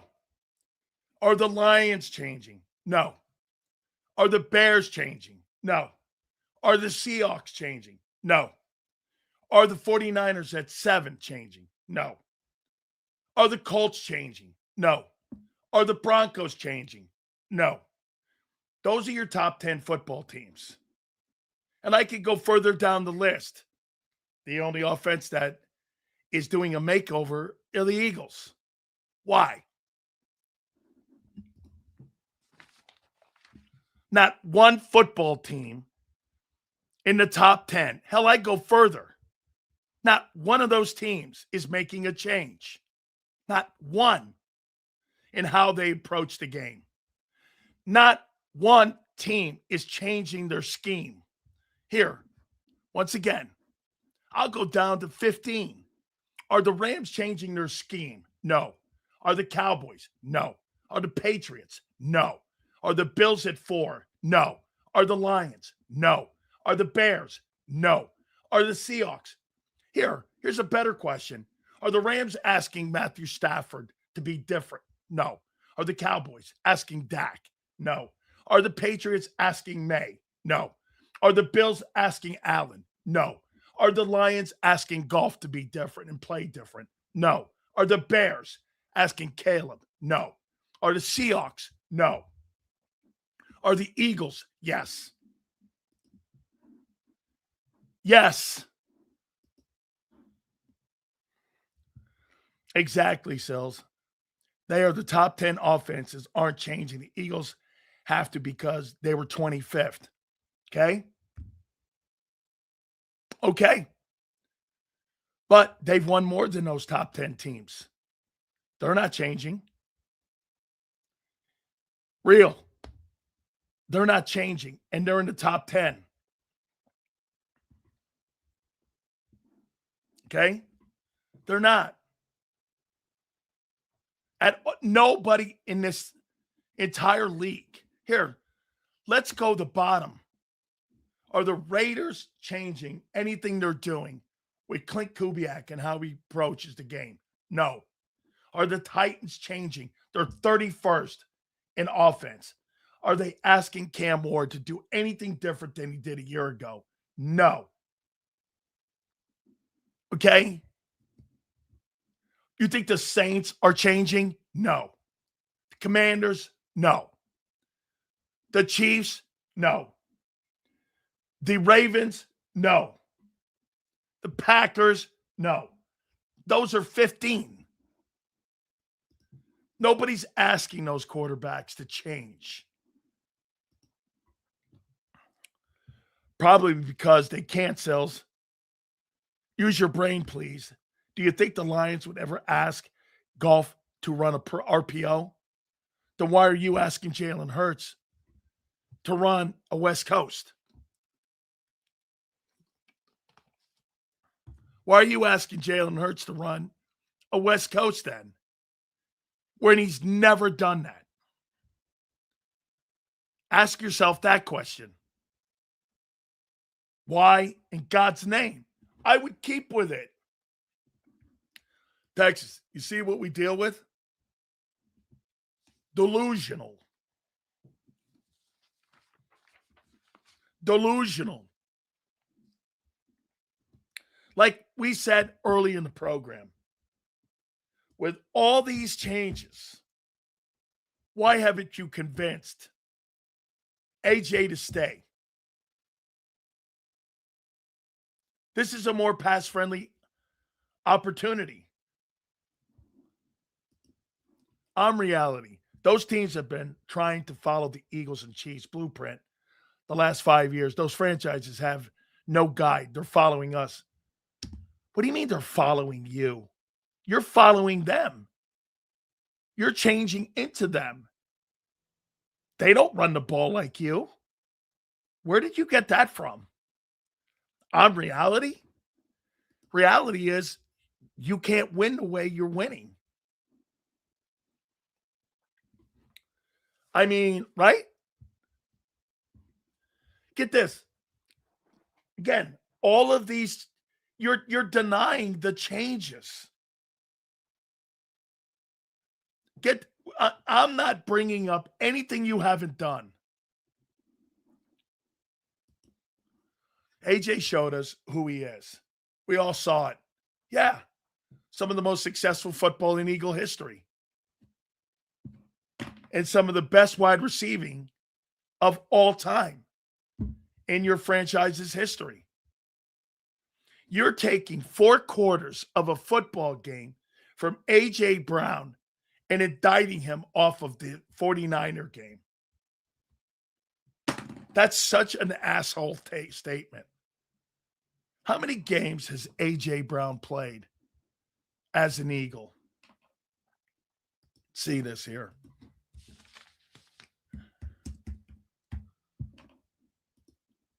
A.J. Brown, how many games has he played as an Eagle? He's played 62 ball games. And you're telling me that you're fucking taking one game. It's insane. Change up the Eagles offense that Jalen Hurts still can't read a defense. AJ's a great wide receiver, no doubt, but it's time to move on. When did you come to that conclusion, Sue? Sue, when did you come to that conclusion? When did you come to that? I'm not ripping you, Sue. So, Sales, did AJ show up against the shitty 49ers or not? I don't think any of you did. You lost to a JV team. Okay. All right. That's a fair take. Sales, West Coast offense, Eric Coryell. What do you believe best fits Hurts' skill set? Steichen's offense in Indianapolis. That is what best fits him. Or an Allen offense. That's what fits him better, my opinion. Move him around. Put him in up-tempo. I think he's very good at that. Hold on for a second. Hang on for a second here. Okay? Guys, do me a favor. Please hit the like button. Jason Cole will join us in a couple minutes here. Yes. Hey, Texas boy, is that extent? Look, I think he's right. Oh, God.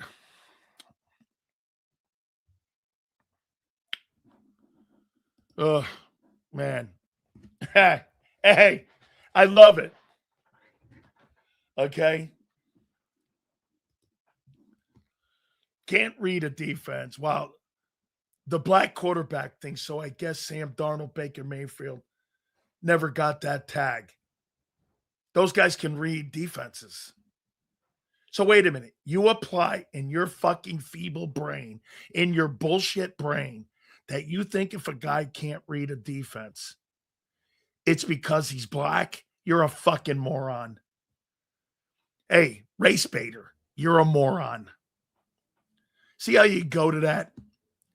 So he says because he can't read a defense. He couldn't read a defense at Alabama. That's why Tua beat his ass out. What a moron. Black thing. Talk about an ignorant comment. Hey, dude, that's all you got is to go to that realm and to that level. That's all you got is to go to race.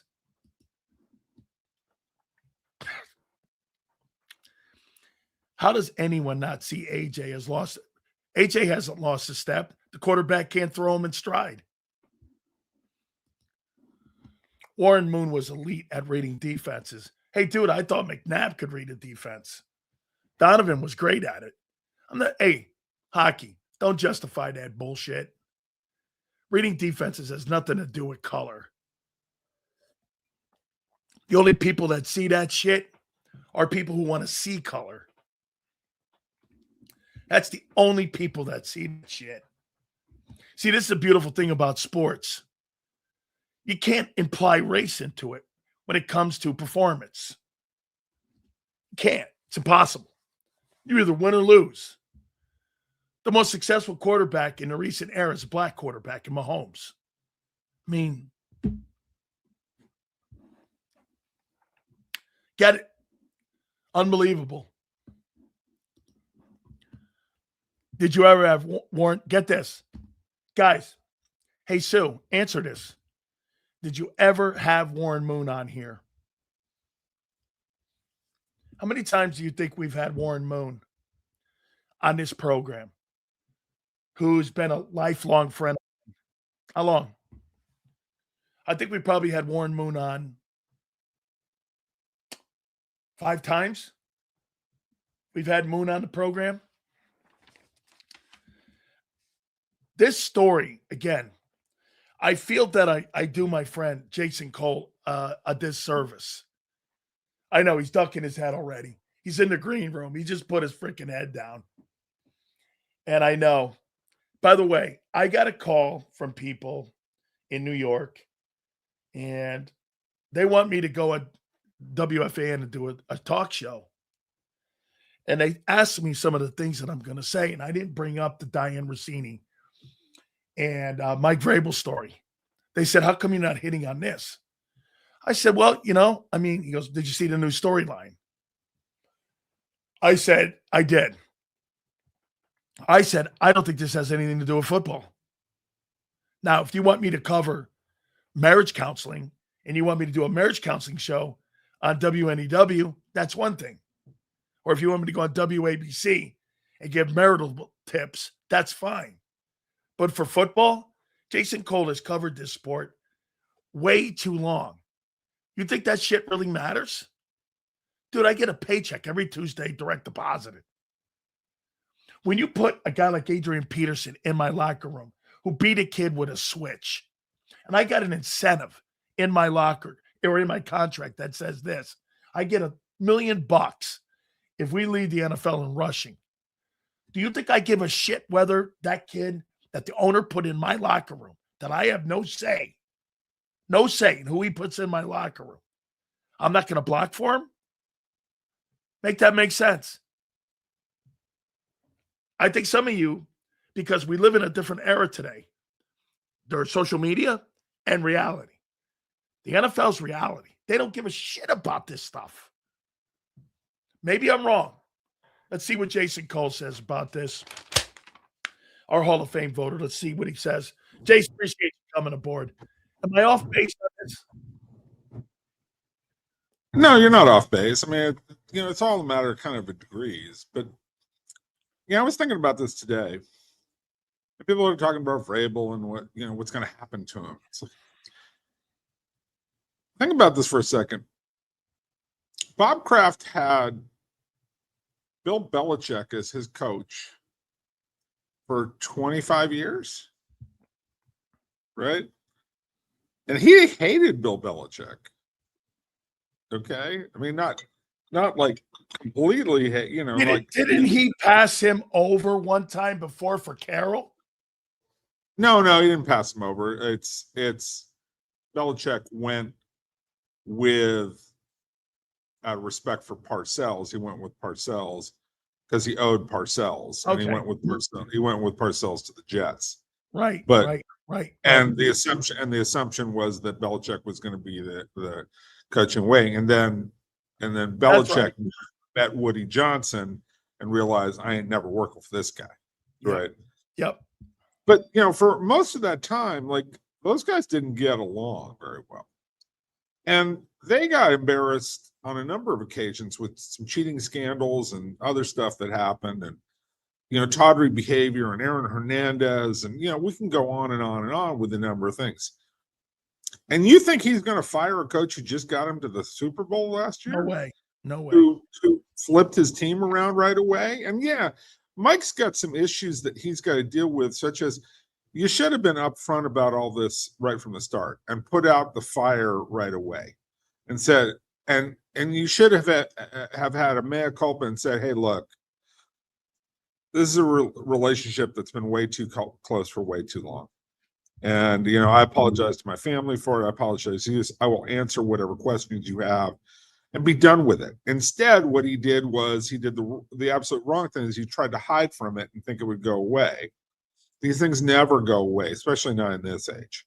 So you're better off if you just address the whole thing up front and you kill everything right from the start. And so he's made this thing last longer than it should. And that gives people grist for this whole mill of talking about his job and, is he fit for the job? Is he a leader? Is he a leader of men? Do players actually care? And there are some players who care. But on game day, guys care about, do they win and can they make money? We talked about this before. That's the primary thing here. Yeah, there are some guys who are going to disagree and say that's wrong. But it's a room full of, there are about 100 guys who work on a football team on the playing side. I'm not even talking about the front office people. 25 coaches 53 players plus all the practice squad. There's some big numbers out there, right? 70 players. 70 players, basically 25 coaches. Yeah. Equipment guys, people who are your trainers, all these other people, right, who are around your team. Guess what? They're not all good people. That's right. Some of them are great human beings. Some of them are wonderful human beings. A lot of them are really good guys. Some of them aren't. And this is the world we live in, is you got to all figure out a way to get along to win a game. And so you have to put aside the things that you don't like about people that are next to you. Again, I always come back to when I go to the park, or when I used to go to the park when I was younger, I just wanted to stay on the court. I didn't care, what the guy I was playing with thought or didn't think, or whether he was conservative or this or that, or whether it doesn't matter to me. I just want to play. And so that's what these guys are on an even higher level. So yeah, Vrabel, this is embarrassing for Vrabel and should have been handled differently. And probably he should come out right now and just have a press conference, say, look, this is getting out of control.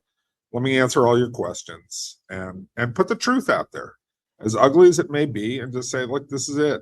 You ask me whatever you want and be done with it. But he hid from the start. Did a statement where he didn't take any questions, and now it's biting him in the ass. Do you think that this is becoming an issue because he's telling kind of half truths, where it's because there's new stuff, Jason, every other week it seems now coming out, and people are finding stuff. I mean, of course they are, and they're trying with, instead of just saying, I had an affair with her, or what, explaining exactly what the relationship was. I have an affair with her. We have a child together. Maybe not. I don't know.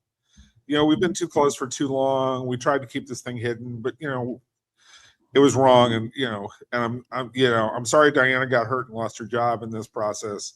I'm sorry to my wife that I've embarrassed her, my wife, my family. I'm sorry for all these things that happened.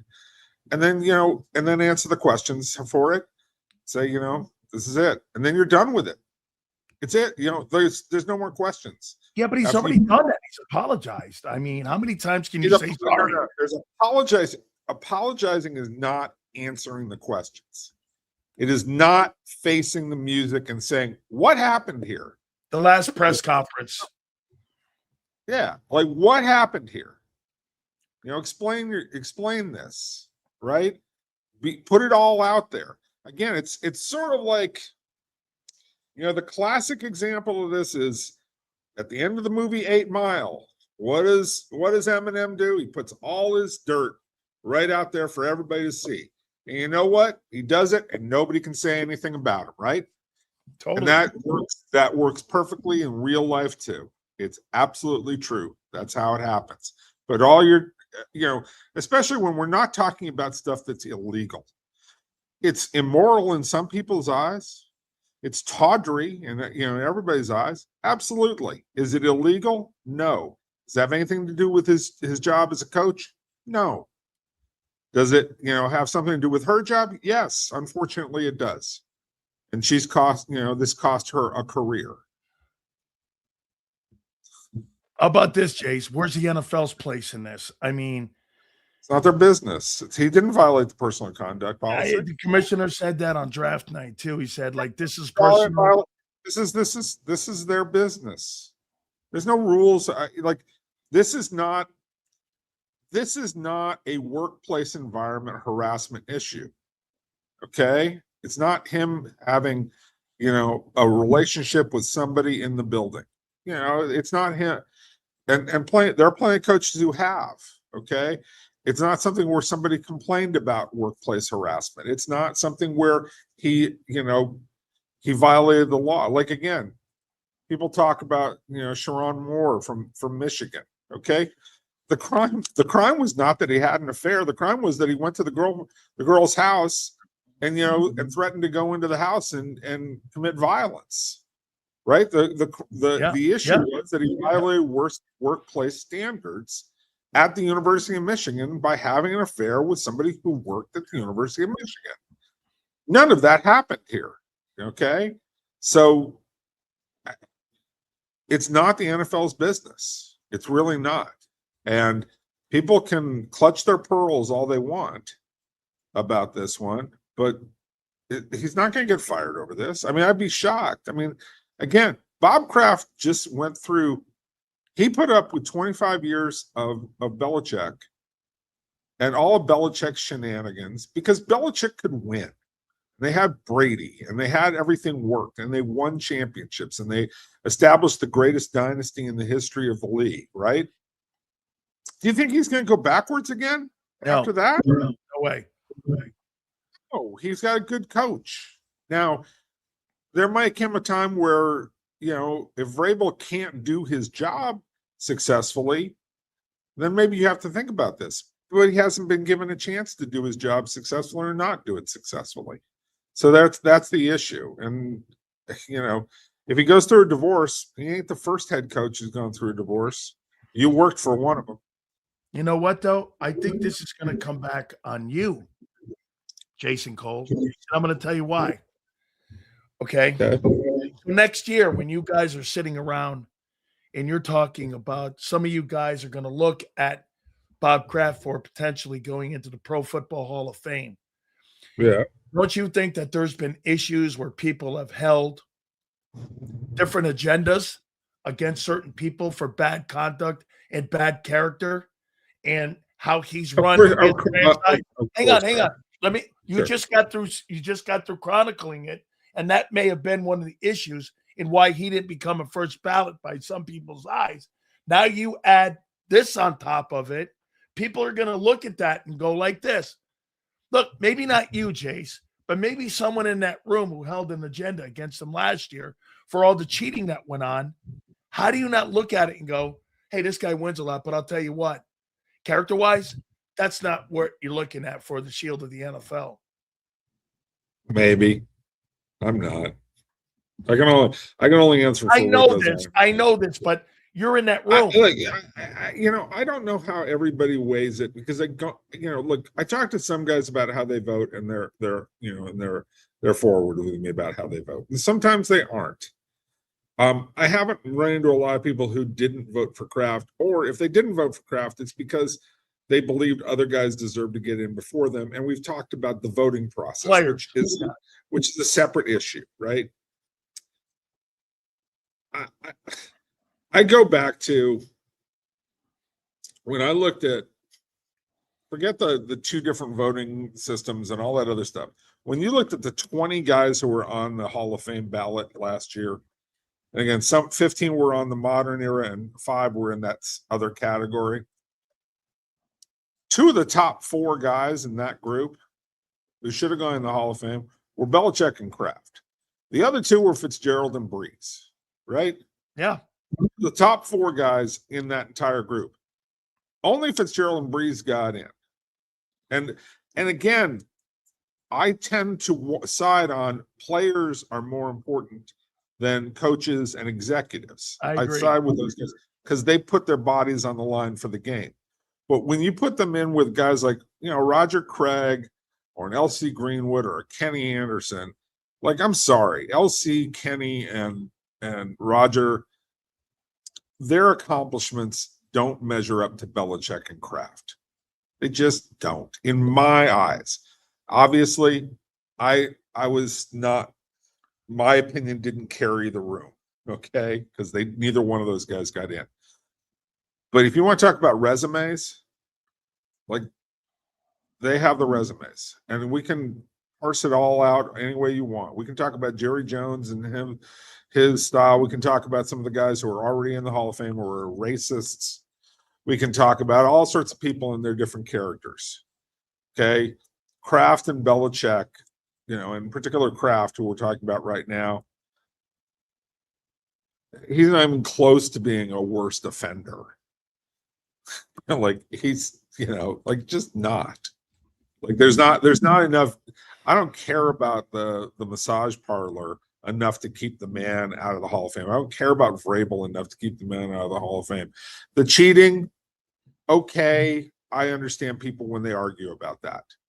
It's, there's a question there. But even to me, that was outweighed by the overall record. But that one, I get it. Some people were uncomfortable with that. Okay. I'm not going to say that they're completely wrong. Okay, well, in that process, and I don't know if you did this when his name came up for voting, but how do you go down this lane, Jace, and go, I know Lawrence Taylor was a drug addict, but that's okay because his play was better than his drug use. So I'm going to overcome that and overlook that and put him in and hold a different standard to maybe T.O. and how T.O. handled himself off the field with quarterbacks and in locker rooms. How do you justify morality? Well, I mean, Darren Sharper is a great one too. Darren Sharper is a criminal. He's an arch criminal. But having his name up for Hall of Fame was the right thing. And he should have been. But would I ever put him in? No, not obviously not. I wouldn't. T.O. is always going to get voted into the Hall of Fame. T.O.'s issues were a lot of the time on field. Okay, and how he conducted himself on the field, how he conducted himself in a locker room. Okay, they were not off-field issues. Okay, and ultimately he got in the third ballot. I mean, the crying about T.O. just is absurd. Okay, he was not a no doubt guy. You don't think he was the first ballot? No. Okay. And look, when I do my survey, you've done the survey. He finished 8th the first year. 8. I did, for the record, I didn't give you him as one of my 5. Right. The next year he came in 5th. Now the next, the next year he came in like 5th or 6th. And then finally the third year he was in, it's like, Moss and him, and, he deserves to go in. But like everybody thinks that Terrell Owens is like been insulted and slapped around. It's like he got in the Hall of Fame on the third ballot. Stop it. Michael Irvin was a third ballot. Right. And Reggie Wayne's been waiting, 8 or 10 years. And Torrey Holt, now he's a better player than those guys. I'm not saying that, but they've been waiting a whole hell of a lot longer. And they ain't whining. Quit the whining and the yapping about T.O. I'm just done with T.O. But who was the other guy you brought up? I can't remember. Taylor. Lawrence Taylor was an off-field issue, okay? And he got in on the first ballot. And look, Lawrence Taylor is maybe the greatest defensive player ever to set foot, right? I mean, we talk about Reggie White, Dick Butkus, Lawrence Taylor, Deion Sanders. Like, we're talking about, he's at the top of a class of people that, again, it's like having a discussion about Bo Jackson as one of the greatest athletes of all time. Like, if you didn't see it with your own eyes, you don't understand. The record doesn't mean anything as long as he fulfilled enough boxes. If you watched Lawrence Taylor play, he jumped off of the page. He was the greatest thing you'll ever see on a football field as a defensive player. I never seen. He wrecked games. We used to put the tape on when we were playing the Giants, and it looked like he was just in a different speed when you did it. You were like, "There's something wrong with the VCR," and you're like, "What's?" It was just. Why is that guy moving twice as fast as everybody else? It's ridiculous. Jason, it looked like there was something doctored on it. It's like Randy Moss running routes and running past people, and you're like, there's no way he's running a route and then passing up guys like they run 6 flat 40s. There's just certain human beings who are just so great at what they do, you can't explain it, right? And that's what Lawrence Taylor was. So, there's degrees to all of this. As for Darren Sharper, like, there's just places you can't go in this world. I'm never going to, I can't. No. It's like Jim Tyrer. There are places you can't go. Those people hurt other human beings. Bob Kraft never hurt anybody, other than, his own reputation. Okay? That's that's him. Nobody's ever gotten physically harmed in the process of that. And you can argue about what happened at the massage parlor. That was consenting adults. I mean, I don't even know what really happened there. I mean, I know, but I don't really care. So it's just tiring. It's really tiring to spend all this time on an issue that people should be able to parse. It's not football. It's not football, and it doesn't impact football in a way that is significant, the way people think. And again, there's a lot of people who want to clutch their pearls and say, "Oh my God, he had an affair. He was looking at somebody else's wife. He might have, fathered a child with her." Okay, is this social media that's done this? Yeah, social media does this because it keeps alive the argument that otherwise would have died. But I will also say this: it's Mike's fault. It's Mike's fault. It's Mike's fault. It's Mike's fault. A, because he participated in it. It's Diana's fault because she participated in it. It starts with them, but it's also because he didn't own it. He didn't sit here and go, it's just like Tiger. When Tiger didn't own it right away with the event that happened with his first wife, and didn't just come out and explain it and didn't take questions. When you dodge the media, it just gives grist to everybody to say, "Oh, there's more there.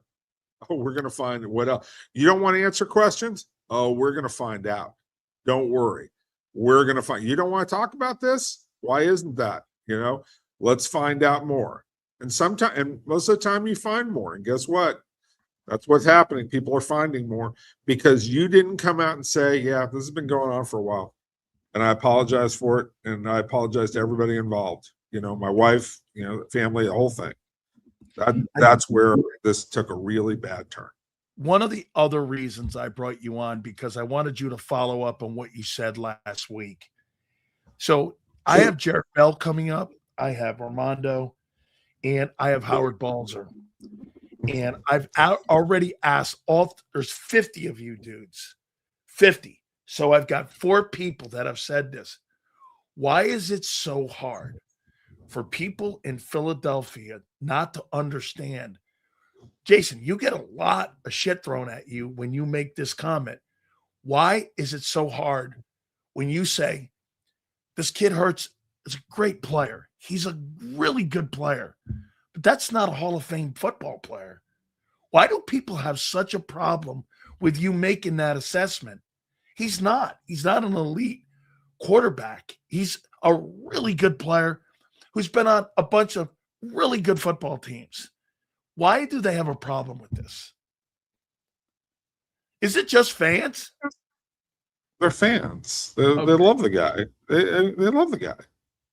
And, as well they should. I mean, again, I come back to he's given them a lot of great memories. And fans see what they want to see in a player. Especially when he wears the color of their team. Okay. And there's a lot of fans who don't really know football. They know the results, or they pick the guy in their fantasy league and, he helps them win their fantasy championship. And they think they conflate fantasy football with real football. Right. Yeah. And there's a lot of reasons for that. And that's okay.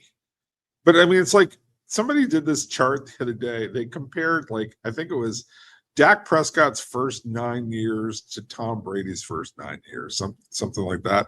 And Dak Prescott blows him away in every category except for Super Bowl wins, obviously, right? But, touchdown, passes, yards, all this other stuff.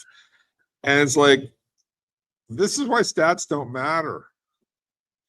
Don't give me stats. Don't tell me, don't give me somebody did this with Colin Kaepernick once. They put his quarterback rating up and it was better than John Elway's. Don't give me those stats unless you know what they really mean and how those guys really played. And did you actually watch them play? right? Did you see it, and do you know what you're talking about? And that's not to say that I actually think Colin Kaepernick was a good quarterback. I think Jalen Hurts is a really good quarterback, right? I could take Jalen Hurts and win a championship because it's obviously been done. He nearly did it twice, right? But that's not, but you got to remember, what did you put around him to make it work? What was the high wire act you had to do to make it work with him? And what are some of his faults that are getting exposed right now? He's not a great pocket passer. He's not a great decision maker. It happens. He's not particularly accurate. We all know it. They cover for him in other ways because he does have some amazing talent in other ways. His ability to extend plays, his ability to run, like the short yardage stuff. I mean, people do not understand the value of 3rd and 1 and 4th and 1. Yeah, right on. People do not understand that there's a certain point where this is a grown-ass man's game. And making 1 yard and doing it consistently like that crushes the soul of the opposing team, right? Like, you think it's only 1 yard. And I had this discussion once with Joe Banner. He was like, yards are just yards. I'm like, Joe, it's not. Yards are not just yards. Certain times in games, yards are, we're going to line up and we're bigger, stronger, tougher, and we're going to kick your ass. And we're going to get that 1 yard that we're going to get because you know what we're going to do. We know what we're going to do. Everybody in this place knows what we're going to do. And we're going to get that yard. And we're going to beat your ass. And that has a demoralizing effect on the people who play. And I didn't play. You played, and you know. Oh, it's totally what you're saying. That trains the confidence and swagger of the other team so much to say, man, we just can't stop these guys. We got to do something. We got to abandon. We can't be physically, like that just changes the whole nature of the game. It just like when you say he's not a Hall of Famer, it aggravates people. And that's fine. Hey, here's the thing: he might make it. Okay, if he goes to 2 more Super Bowls and they win them 2, like, I mean, the story is yet to be played out. But if you're asking me today, would I vote for him? I haven't really thought about it that much because I can't and I don't want, and I try not to think about guys in the middle of their career. But right now, I'd side on probably not. Okay. But he's got more time left in his career. How old is he? 28, 29, something like that. Yeah. Yeah. I mean, he's got a lot of football left in his career.